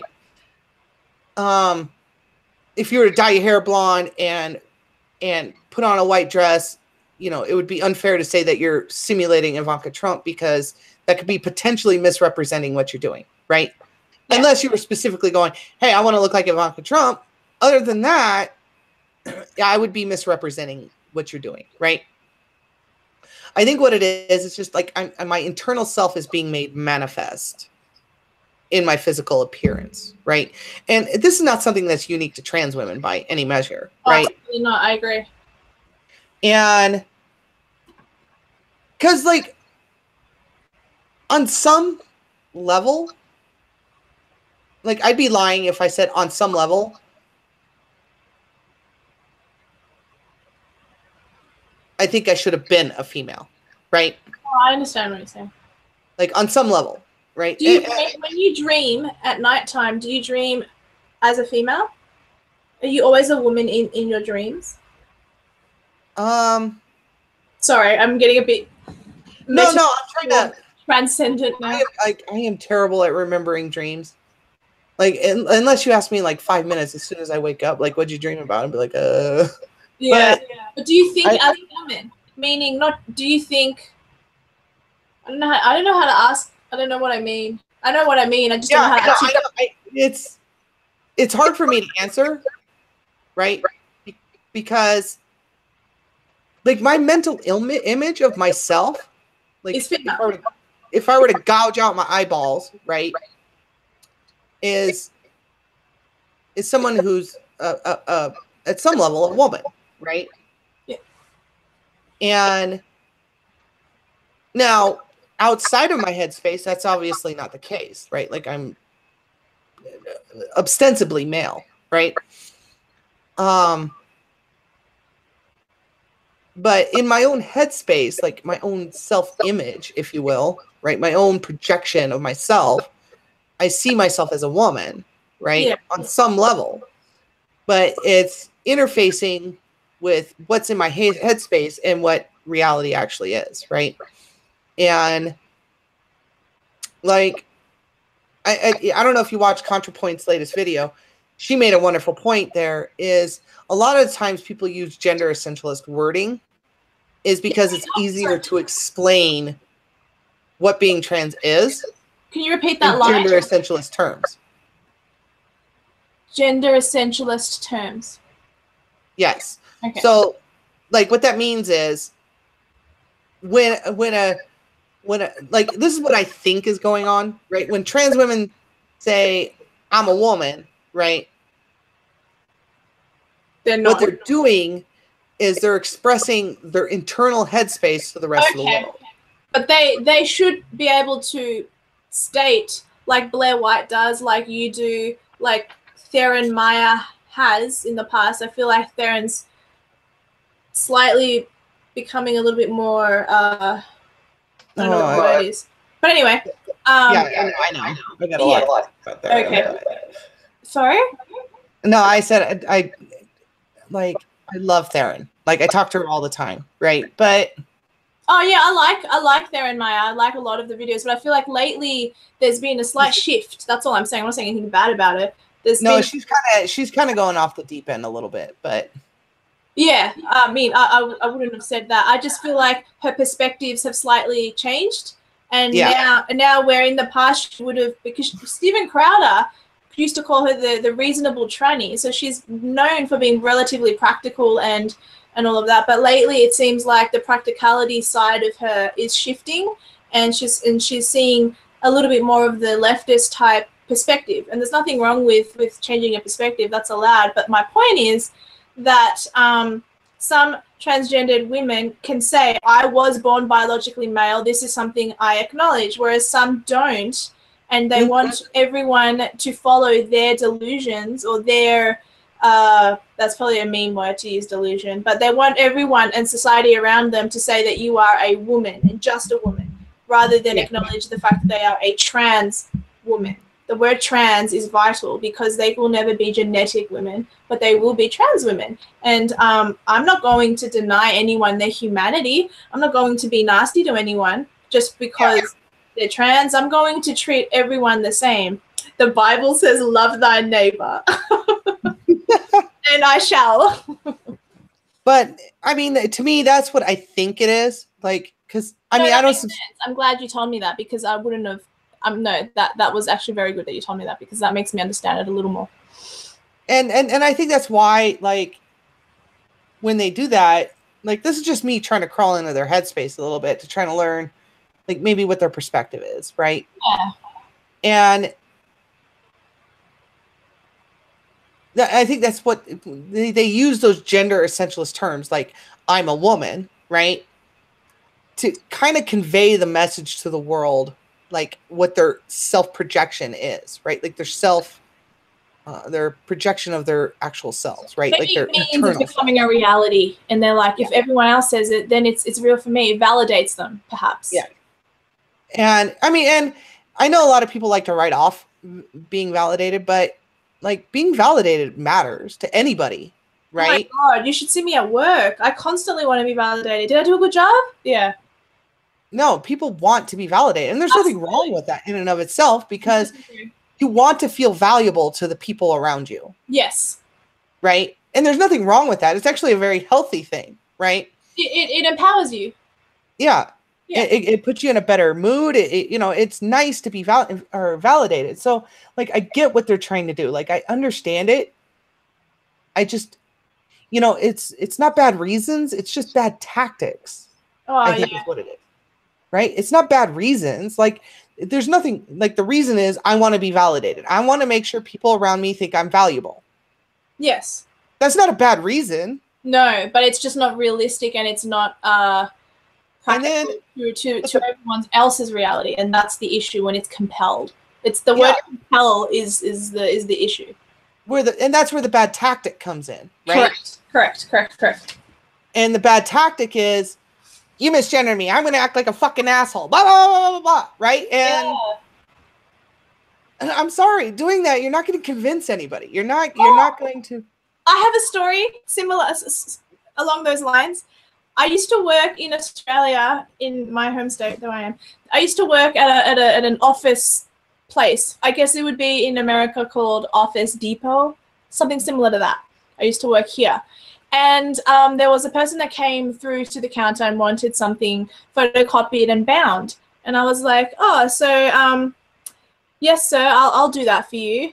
And then he turned around and he goes, I'm transitioning. I don't like that. How dare you call me sir?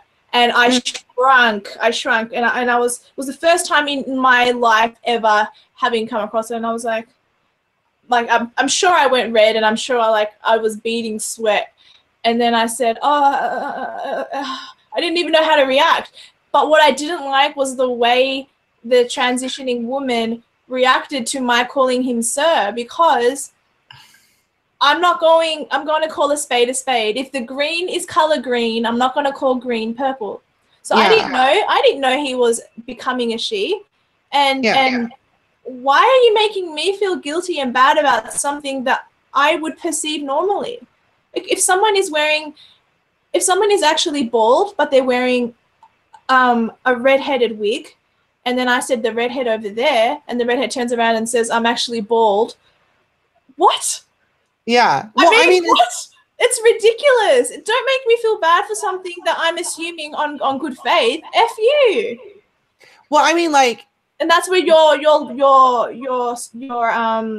point about tactics comes in.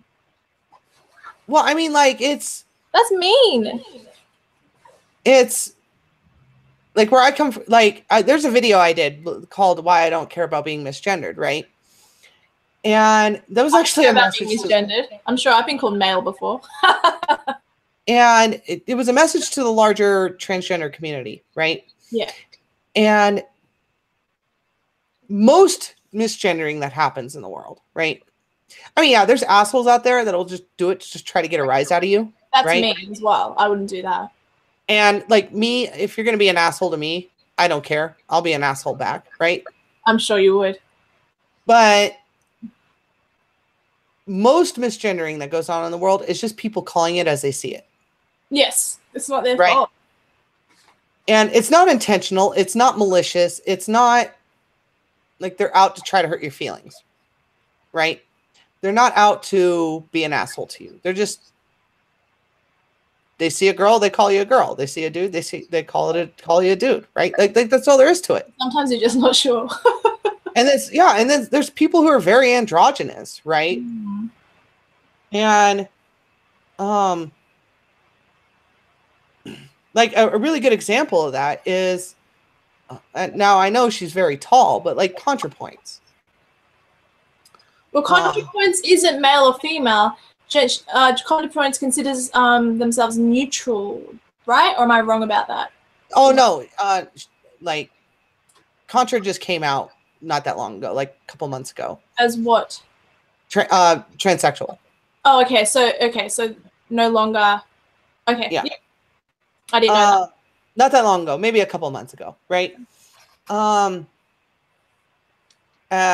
Contra took the name, I think Natalie she went with. I don't remember, but I don't speak to ContraPoints directly, just I watch her fucking YouTube videos, right? I've seen a couple of her debates with Blair White. That's about it. I don't agree with everything that comes out of Contra. Sorry, Roaming Millennial. I meant to say Roaming Millennial. There was this whole thing, and ContraPoints is quite hard on Roaming Millennial, actually. Well, ContraPoints, tough. She's very smart, right? Yeah, she's smart. That's true. Very smart. She's very smart. She's very educated.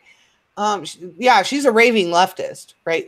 Make no mistake about it, right? But she's, and not everything that comes out of her mouth, most stuff that comes out of her mouth, I don't agree with, right? But she is clever. She's very clever. And unlike your run-of-the-mill, YouTube feminist, right? She's able to bring these very complex ideas in a very humorous way to watch. Like her latest video is called Autogynephilia. I thought it was a really good video, right? Like really good. And like it's my go-to video if like the conversation comes up about that topic. And it was very well done. And it was I think she did a great job deconstructing it, right? But here's the mixed bag with Contra, right? It goes from that to only fascists would deny being fascists, right? It's like, well, okay. Contra, are you a fascist? That's like a circular. Yeah. Yeah. That was my first response when she said that. I was like, well, Contra, are you a fascist? No. Fucking fascist. Yeah. Checkmate. Impasse. Yeah. So, yeah, but anyway, like Contra has always been very, in my opinion, very androgynous, right? Meaning she always did well as in being able to pass as male or female, right? But you can tell the biological male just because of the voice. Yeah. Yeah.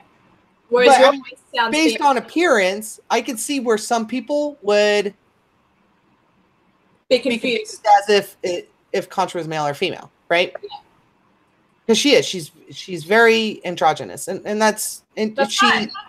And she likes that about herself, right? Yeah, but that's more good, more power.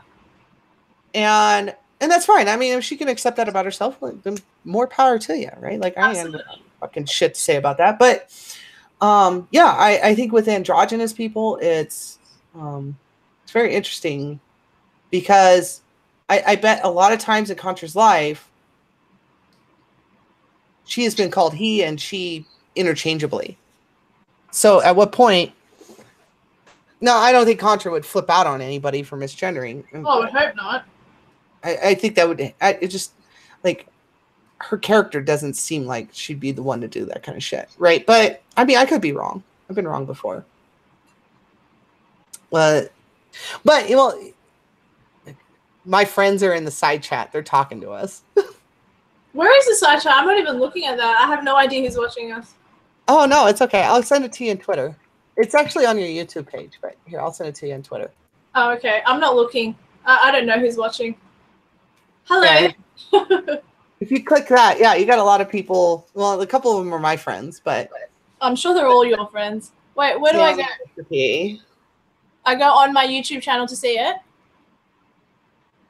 Yeah. Okay. It's in Twitter. I sent you the link.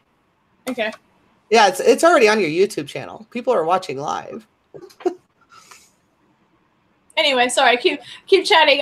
So we're talking about the fact that people shouldn't make other people feel badly if they are androgynous, and it's not fair. It's not a good reaction to have. Well, no, and like it's mean, really. I think it's mean. This is especially true of male to females. Now, female to males is a completely different story because testosterone gets to the point where it's really hard to misgender a male to female, right? Or a female to male, excuse me. Like a female to male gets to a point where they're growing a fucking beard. Like nobody's going to question shit at that point, right? But a male to female, you end up going through this stage. Right? Where, and it's usually between 6 months and 18 months after starting your transition, where body fat starts reallocating itself. So, like, you end up this hodgepodge between male and female just in your appearance. And that's where a lot of misgendering happens, right? Because a lot of people will be looking at you and be like, especially if you got the voice that kind of throws people, like mine, you got a voice that throws people off. They'll be like, they'll look at you and then they'll do this number. They'll go, you know? I mean, I don't mean to make fun of it. I think it's funny, like, but I don't know. I'm one of those people. I always wanted it. Like, I like being weird, but I like making people unsettled. Right? I've always liked that. But, but you go through this period where, like, your body fat is redistributing and, like, physical changes are happening. And you go through this kind of weird period where you kind of pass, but you kind of don't. Yeah.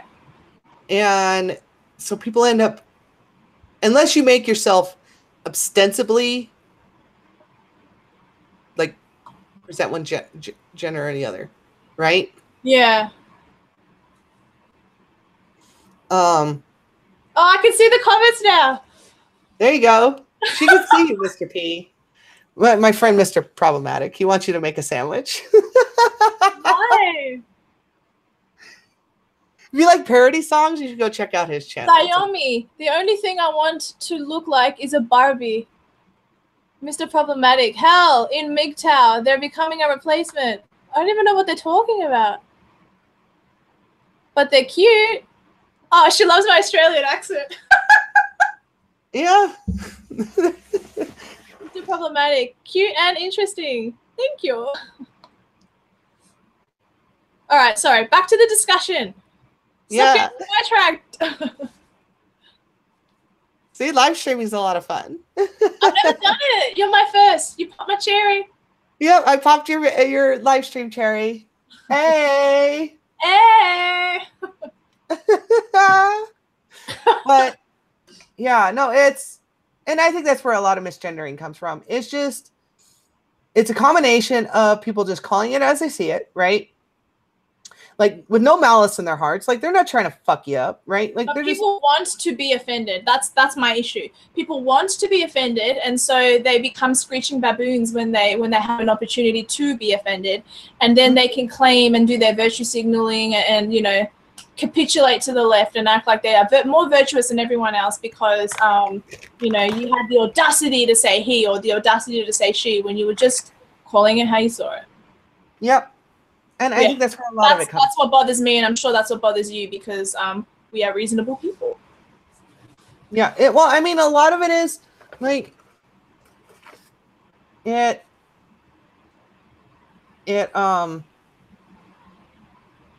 like, I wish a lot of those trainees would like sit and think about optics for a little bit, right? Like, if you meet somebody, like, whenever I meet somebody, I keep in mind I am probably the only transsexual that person has ever met in their entire fucking life. Yeah. Right? Because there's so few of us. There, like, literally, there's so few of us, right? Like, there in my city of 500,000 people, I go down to every once in a blue moon, I decide to show up to the trans support group, right? Yeah. There might be 10 to 15 of us in that room. Yeah. And like, when I say 10 to 15, I'm talking about actual trainees, like people who are clearly transitioning. Yeah. Like with hormones and with... Yeah. Yeah. And not just the people that are there questioning all that shit, like, fuck off with that shit. But like actual transsexuals, like there's 10 to 15 of us. And that's a city of 500,000 people.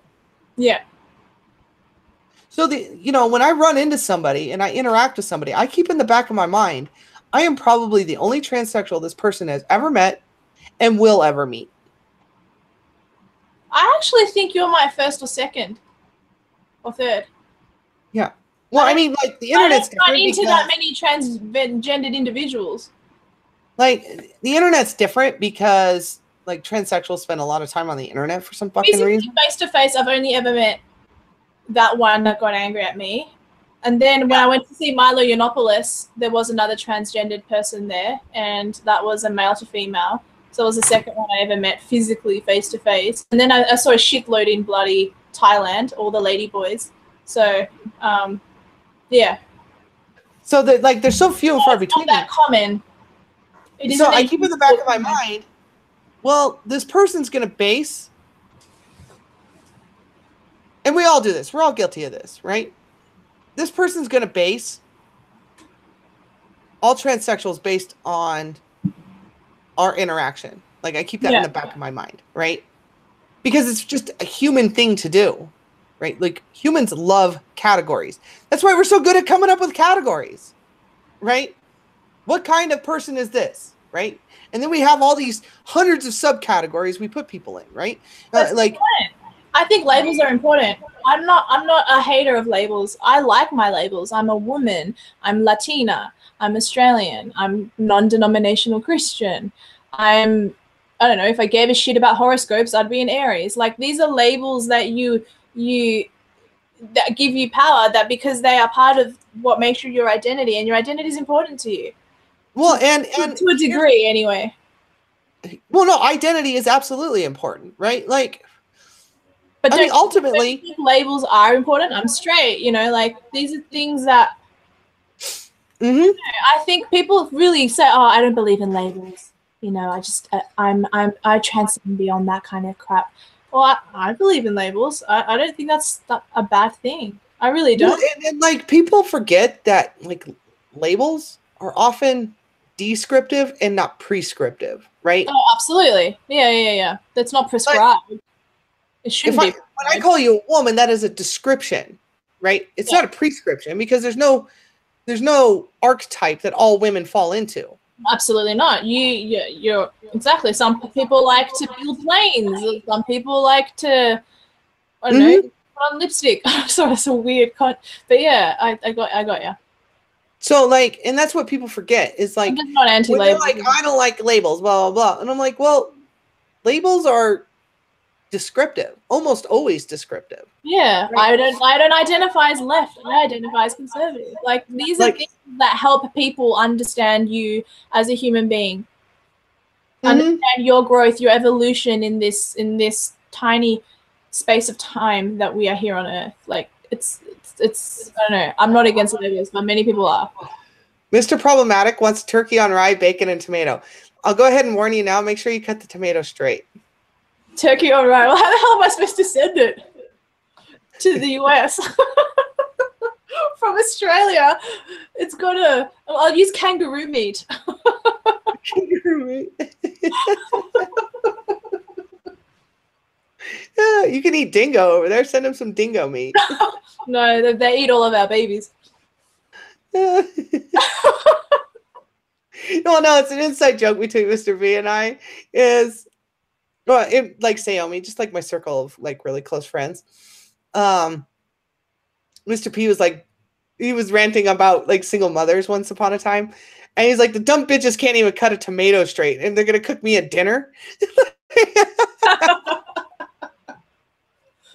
Oh, that's funny. So how do you know Mr. Problematic and what's the other girl's name? Well, Saomi is my main bitch. She's half Japanese. She's half. She's a snow gook, half Korean. Korean. Oh, sorry. Was that offensive? What I just said? Did I just offend all the Japanese people or all the Koreans? She's the token snow gook. So yeah, it works out. Like she's like my best friend, literally. But I call her a hooker because she is, and she knows it. She won't deny it either. Wait, she gets paid to have sex? Well, no, not literally a hooker, but okay. You said because she is. But if you see pictures of her, you'll be like, yeah, you're a hooker, right?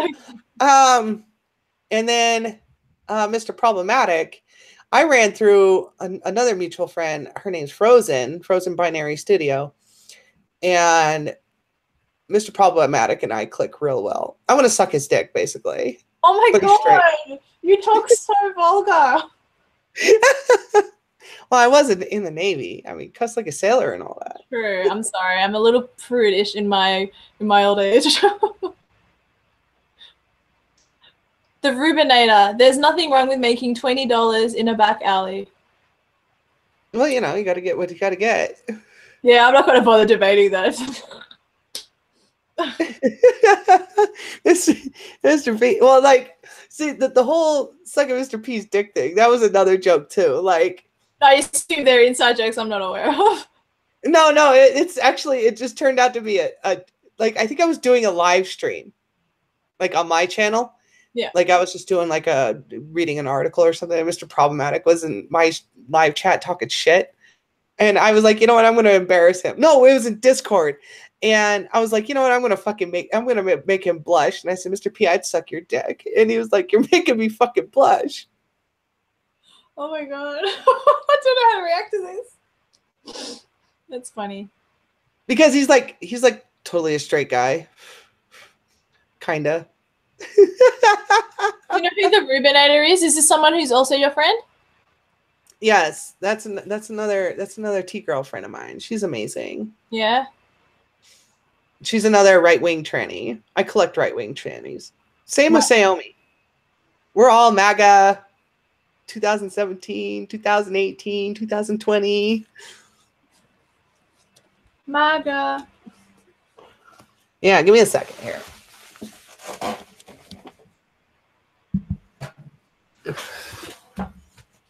See right here, see? Oh, you got it. I got the hats. That's so cool. I want to buy one that says "Make Australia Great Again." They're selling on eBay. Oh, really? You should buy one. I should. When I went to see Milo Yiannopoulos, I had someone yelling at me, "You're a cunt. You're a disgrace to all women." I did a vlog about it. It's on my YouTube channel, and they were. And then when I put the photo up. It's making America great again. I had someone on Twitter, an American on Twitter, saying that's cultural appropriation. You can't wear that hat. You're Australian or something like. And I was, are you serious? Like it's a hat. Like relax. It was so retarded. When I did my interview with the Joy Villa, the singer Joy Villa, she found it hilarious. She goes, "Oh my god, that's the funniest thing I've ever heard. I can't believe someone." Thought that was cultural appropriation. It was pretty funny. Cultural appropriation to wear a MAGA hat. Yeah. Everyone thought it was hilarious. No, you know what? It makes sense that they said that because they didn't want you to wear the hat is basically what it boils down to. Well, because it meant that I was, to their mind, right-wing, I think, and that was more the issue. Yeah, that's what it was. They just wanted you to kind of censor yourself. And I don't even know how right-wing I am. I took some tests, and they all say I'm in the middle, which I thought I was more right-wing. I am. Every test that I've taken, I score very highly in nationalism, like very high. Yeah, I think I'm slightly nationalist. No, like me, I'm like 90 to like 85% nationalist. Like, is that a bad thing though?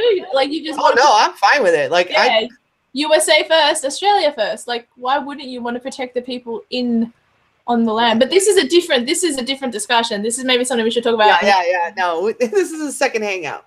Well, next time I'll bring you on my channel and I'll be exactly. So my channel isn't political enough regarding nationalism and that kind of stuff. I'm still sort of getting there with that side of politics. Well, I will corrupt you. Don't worry. I'm sure you will. But when it comes to the transgender subject, it's something I have researched extensively. I've done videos on it. I've spoken to Caroline Cossey, someone who I quite like, or at least I liked her. I think, I'm not sure where she stands today politically and stuff, but yeah, so the reason I wanted to do this with you was just to discuss Klinefelter syndrome, was to discuss all of the things that bother me. And I actually think there's a rumor going around, and I think I agree with it, that Caitlyn Jenner will end up having some form of transgender regret, because Caitlyn did end up inverting the little friend, and there is rumors out there that because there was so much validation happening from the masses, that the high of being a woman will come plummeting down, and at some point maybe it'll. Well, I mean, like Caitlyn is already what, like 80, right? No, 65. Oh, really? Yeah. I thought she was technically, Caitlyn's 5 years old, but Bruce Jenner is 65. I thought she was older than that. Nope.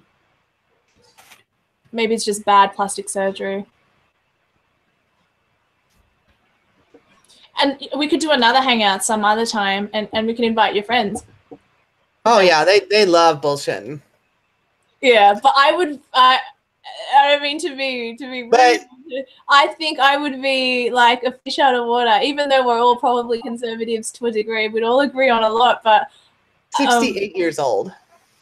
I was sorry, so I was wrong. 68. Okay. Yep. I knew it was 80. I knew it was in 70. I knew it was in the 60s. Yeah.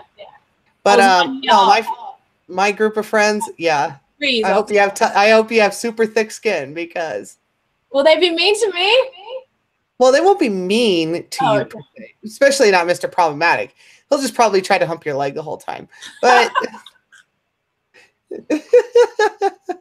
yeah, I think I have thick skin. I don't think I'm a little pussy Nancy type, but it depends on the subject matter. I guess it depends. Like as long as I don't know. I consider what it is.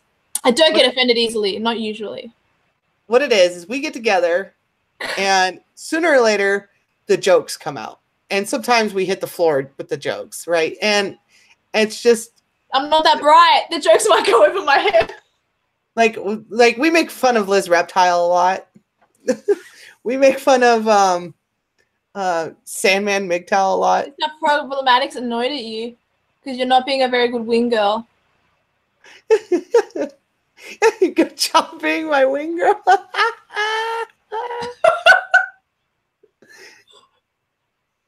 Action is Ashley. What's So Ash? you like it? You don't understand why I'm laughing if you knew who Ash was. So Don't know. I see. he's one of those guys. He's one of those guys that lays in his bed all day, and then he's just waiting for some broad to bang on his door, on his parents' door, and be like, "Hey, I heard you're a fat lonely guy in here. Do you want some pussy?" Like. Wait, is Mr. Problematic a transitioning human or not? No. He's cisgender guy. He'll screw with you though. He's got like voice change. No, like jokes aside for a moment. He does a lot of like parody songs, right? Oh. And fucking hilarious. You should go check out his channel, like straight up. All right, I'll subscribe. Yeah. I've noticed that in the last month, my subscriptions have gone up, and I don't have a lot of subs anyway, but they've gone up from like 150 to 176. So that's pretty good. Oh, that is pretty good. Keep it up. You'll get there. I mean, you've already got some pretty high profile people on here for having such a small channel. Yeah, I think the people I ask are unusually kind because I can't see that happening forever. I mean, if you want a good like political debate discussion, another person I'll bring on is Yosef Isaiah. Yosef, is that a Jewish gentleman? Yes.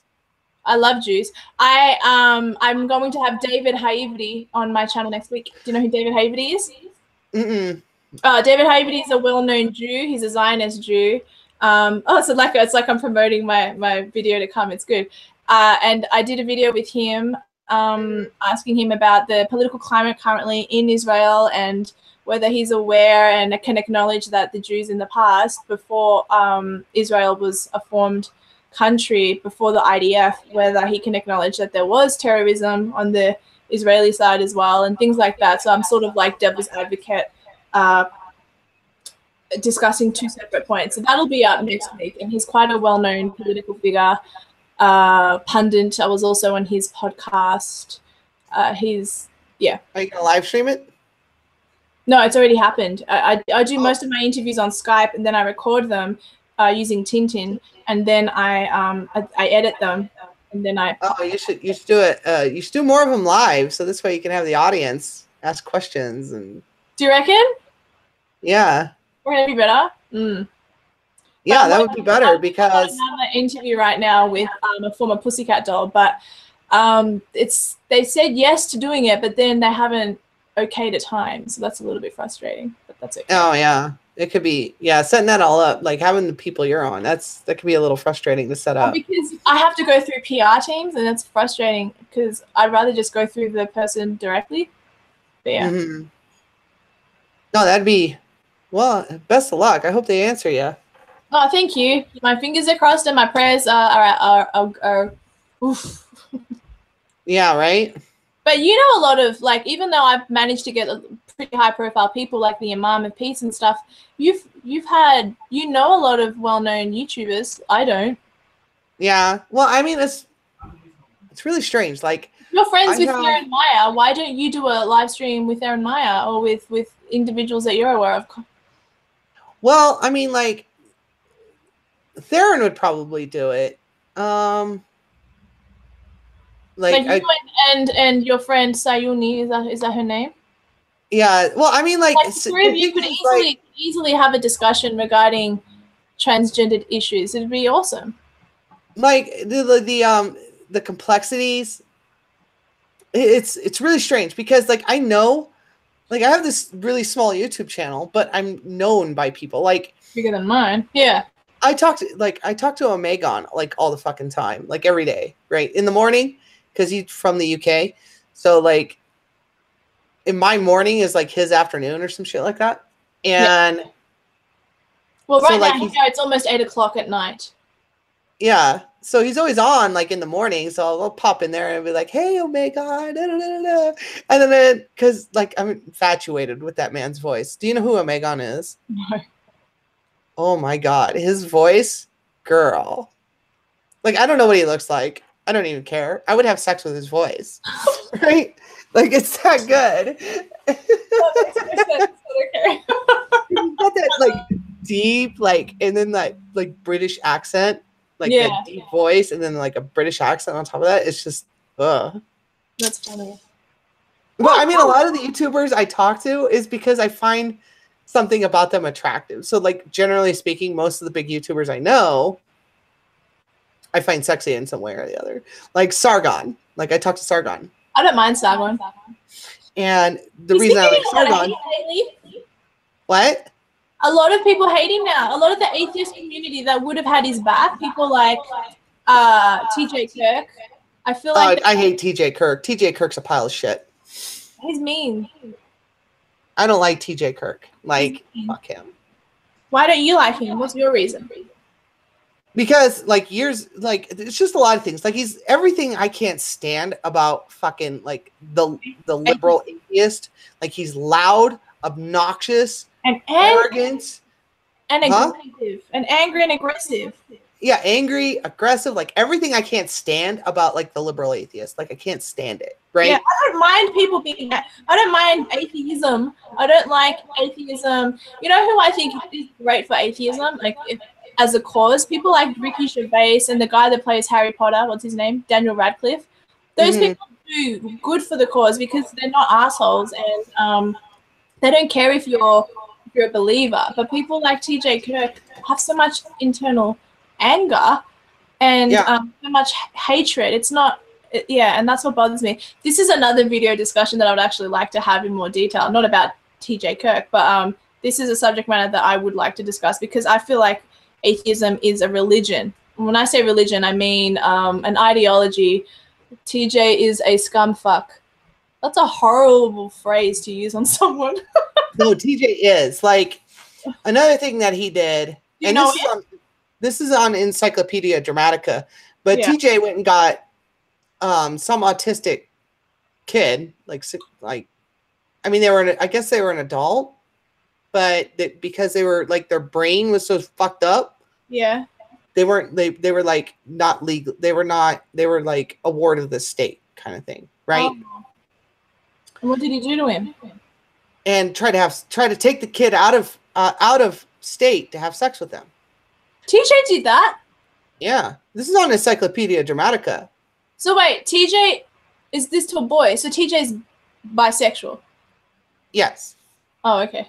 I thought he was just straight. No, TJ is a bisexual. He's a known bisexual. Oh. And...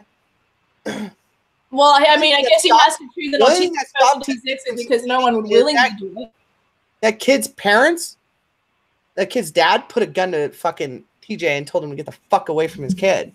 Good. Like, yeah, TJ's a pile of shit. Like, there's an argument for guns if ever I heard one. I'm an Aussie and we don't have guns. Yeah, no, TJ Kirk is a pile of shit. Like, I can't stand TJ. A lot of people love him. I don't understand. Well, I mean, people can love him. That's fine. Yeah, he's like, ugh. I like, it's, you know, like I don't block people on Twitter, right? And I haven't ever talked to TJ. On Twitter. I follow him just to see what he says. He really hates Stephen. I blocked him on Twitter. I blocked him. Like, he didn't say anything to me. I didn't say anything to him. But as soon as I got on Twitter, I just fucking blocked him. Yeah. He hates Steven Crowder so much. Like, he detests him. And I'm like, why? What did Steven Crowder do to you personally? Yeah, no, I can't stand TJ Kirk. I really can't. And then, like, here's the thing. the fat fuck wants to tell me that the rest of us have to pay for his fucking healthcare. No, you worthless piece of shit. Buy your own fucking healthcare. Does he say that? Yeah, he's one of those fucking, what do you call it? That's pretty lefty. He's one of those people that believes in this universal healthcare business, right? Oh yeah, I don't believe it at all. And I'm like, oh yeah, your fucking lard ass wants us to pay for your fucking healthcare. Yeah, and Mr. P's right too. He's been involved in numerous like scams, basically. Where that's what Mr. Problematic just wrote. Yeah. 21, considered legally a minor in the state of Kentucky due to mental incompetence. He was trying to coax the kid into moving with him to Ohio, and he's also been involved in numerous sketchy scams, which is what you just said. Yeah. Yeah, TJ Kirk's a pile of shit. What about Cult of Dusty? Cult of Dusty. He's just angry. Cult of Dusty is very hit and miss with me. Like, because he's got a lot of that social justice-y fucking left-wing bullshit to him. Right? A lot. And he gets in every video, basically, he goes on about how, I don't understand why people stop making videos against Christians. Everyone's making videos against feminists and lefty stuff, and I don't like it. People should go back to doing what they used to do. Well, you're not the arbiter of what people want to do. People now see that Christians are not the enemy, and they want to see leftism and liberalism as more of a disease. Let people make that decision for themselves. And he did this. Do you know Bearing? The YouTube channel Bearing. He's an Aussie YouTuber. He's a bear that sits on... I know who Bearing is. I love Bearing. He's my favorite Aussie YouTuber anyway. And he did this video. Bearing did a video about why he was going to vote no in the Australian plebiscite for same-sex marriage. And the reason had nothing to do with religion or anything. That was simply because there was nothing stipulated in the vote of your freedom of speech, freedom of expression, and religious liberty. None of that was stipulated, and so because none of that was stipulated, he didn't feel comfortable voting no. And then Cult of Dusty just did this sort of straw man argument, and it was just messy. And I'm like, those are not even good arguments, Cult of Dusty. What are you talking about? It was really, it wasn't smart. And then, so I actually quite like Bearing, and I admire the fact that he had the guts to say that he wouldn't be voting.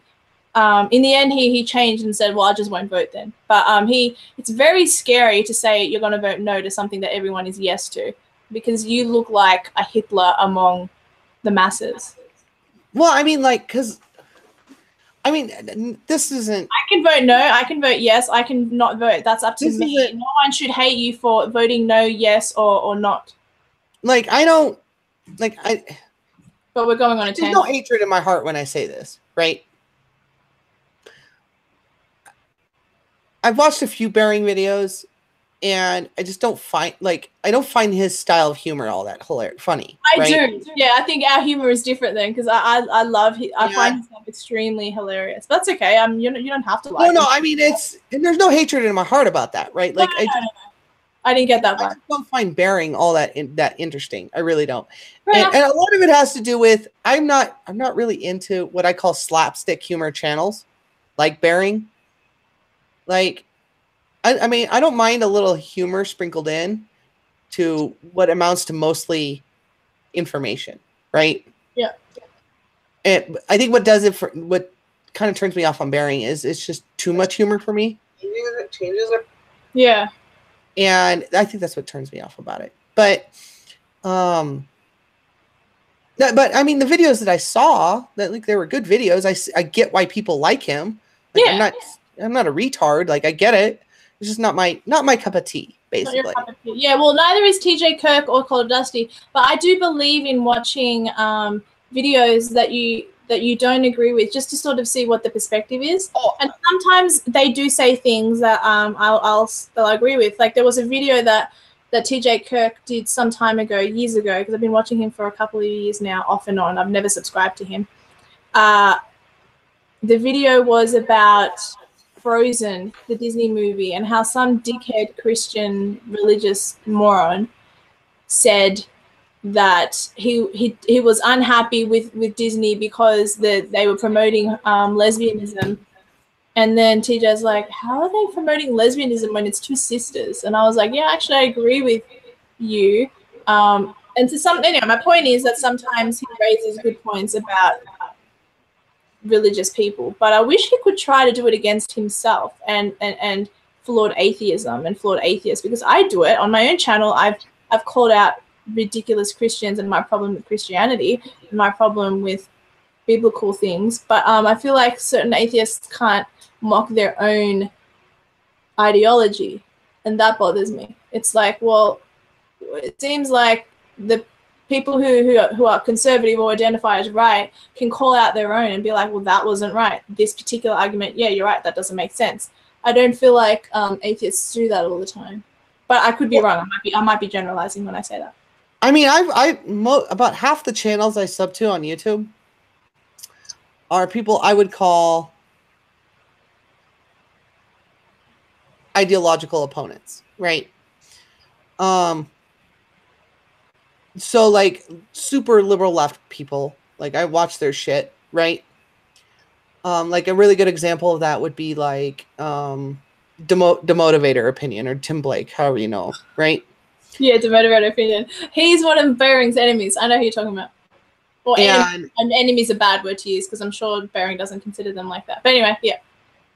So like I watch, like I'm subscribed to him, and then like on the other end, like I follow quite a few, or I watch quite a few alt-right channels. Right? Do you watch Chris? What's her name? The Christy Winters. I can't get 10 seconds through any of her fucking shit. Like she blocked me. It was the biggest honor of my life. Like Tim Blake is at least, like, I don't agree with anything that comes out of his mouth, but he's at least watchable, right? He can call out his own. I think he said something along the lines of, I have information about something that I'm uncomfortable with, and I questioned it, and I got in trouble for it. In his own community, he has been, I think, in trouble. And I respect that because it means that he can somewhat be principled and doesn't just capitulate to the demands of his idiotic friends. Yeah. Yeah. And then like on the other side, as far as ideological opponents go, like I follow a lot of alt-right channels too. I don't know any alt-right channels. Like alt-right, people consider Roaming Millennial and Milo Yiannopoulos alt-right. So I don't know what alt-right is. I don't think Roaming Millennial is alt-right, but well, she's not. Well, alt-right is, and neither's he. Alt-right are people like white identitarians, is what I call them, right? Like that's the more appropriate term for them, or ethno-nationalists. What? The dude that got punched. Oh, Richard Spencer. Yeah, he would be alt-right, right? He's alt-right. Because a lot of it is, I disagree with them because they're the other side of nationalists, right? I disagree, but I think I can sort of attempt to understand their perspective. Because when I saw the interview that happened between Roaming and Richard Spencer, the argument, which I disagree with, isn't like this sort of flawed gymnastic. Like you can kind of go, oh, I believe this and I believe it, but I feel bad for the black people because I don't want to kick them out. Like it didn't sound. I don't know what I'm trying to say. I don't agree with it, but it didn't sound evil.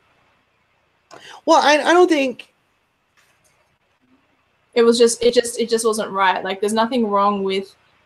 I'm Colombian. I mean, my problem with Australia, a white majority country with Indigenous people, so I don't agree with an identitarian mentality, but I could attempt to understand his perspective. Well, I mean that's like if you wanna deconstruct your opponent's arguments, right? You have to crawl in their headspace. You have to understand, and what I mean by that is you have to understand why it is they believe the things that they believe. Yeah, I agree with that. Because if they come at you with, I want universal health care, right? No, that's and a bad idea. Then you say, no, that's fucking retarded, right? Without any further discussion, it's just going to turn into a fucking, like, argument is basically what it's going to turn into, right? But if you understand why it is they want this universal health care, Yeah, that's different because you're attempting to put the stepping stones into how they formulate that particular argument. But they don't know how to do that themselves. They just, screech and moan like baboons until no one gets to fight them, and then they win because they shut down conversation and free speech. Oh, yeah. They're the pigeon that gets on the chessboard, knocks all over the pieces, shits on the board, and pretends it won. Yeah, right. That's exactly right. No, it's how they do it. So, well, I got to get going because it's going on 2 in the morning and I'm fucking pooped. So. I know, and we went on so many unnecessary tangents. Next chat will be on your channel, right? Yeah, absolutely, and we'll do a fun little hangout. It'll be a great time. Okay, cool. But just all right, I'll talk to you later. Don't suck dick too much. All right, bye. Bye. Stop.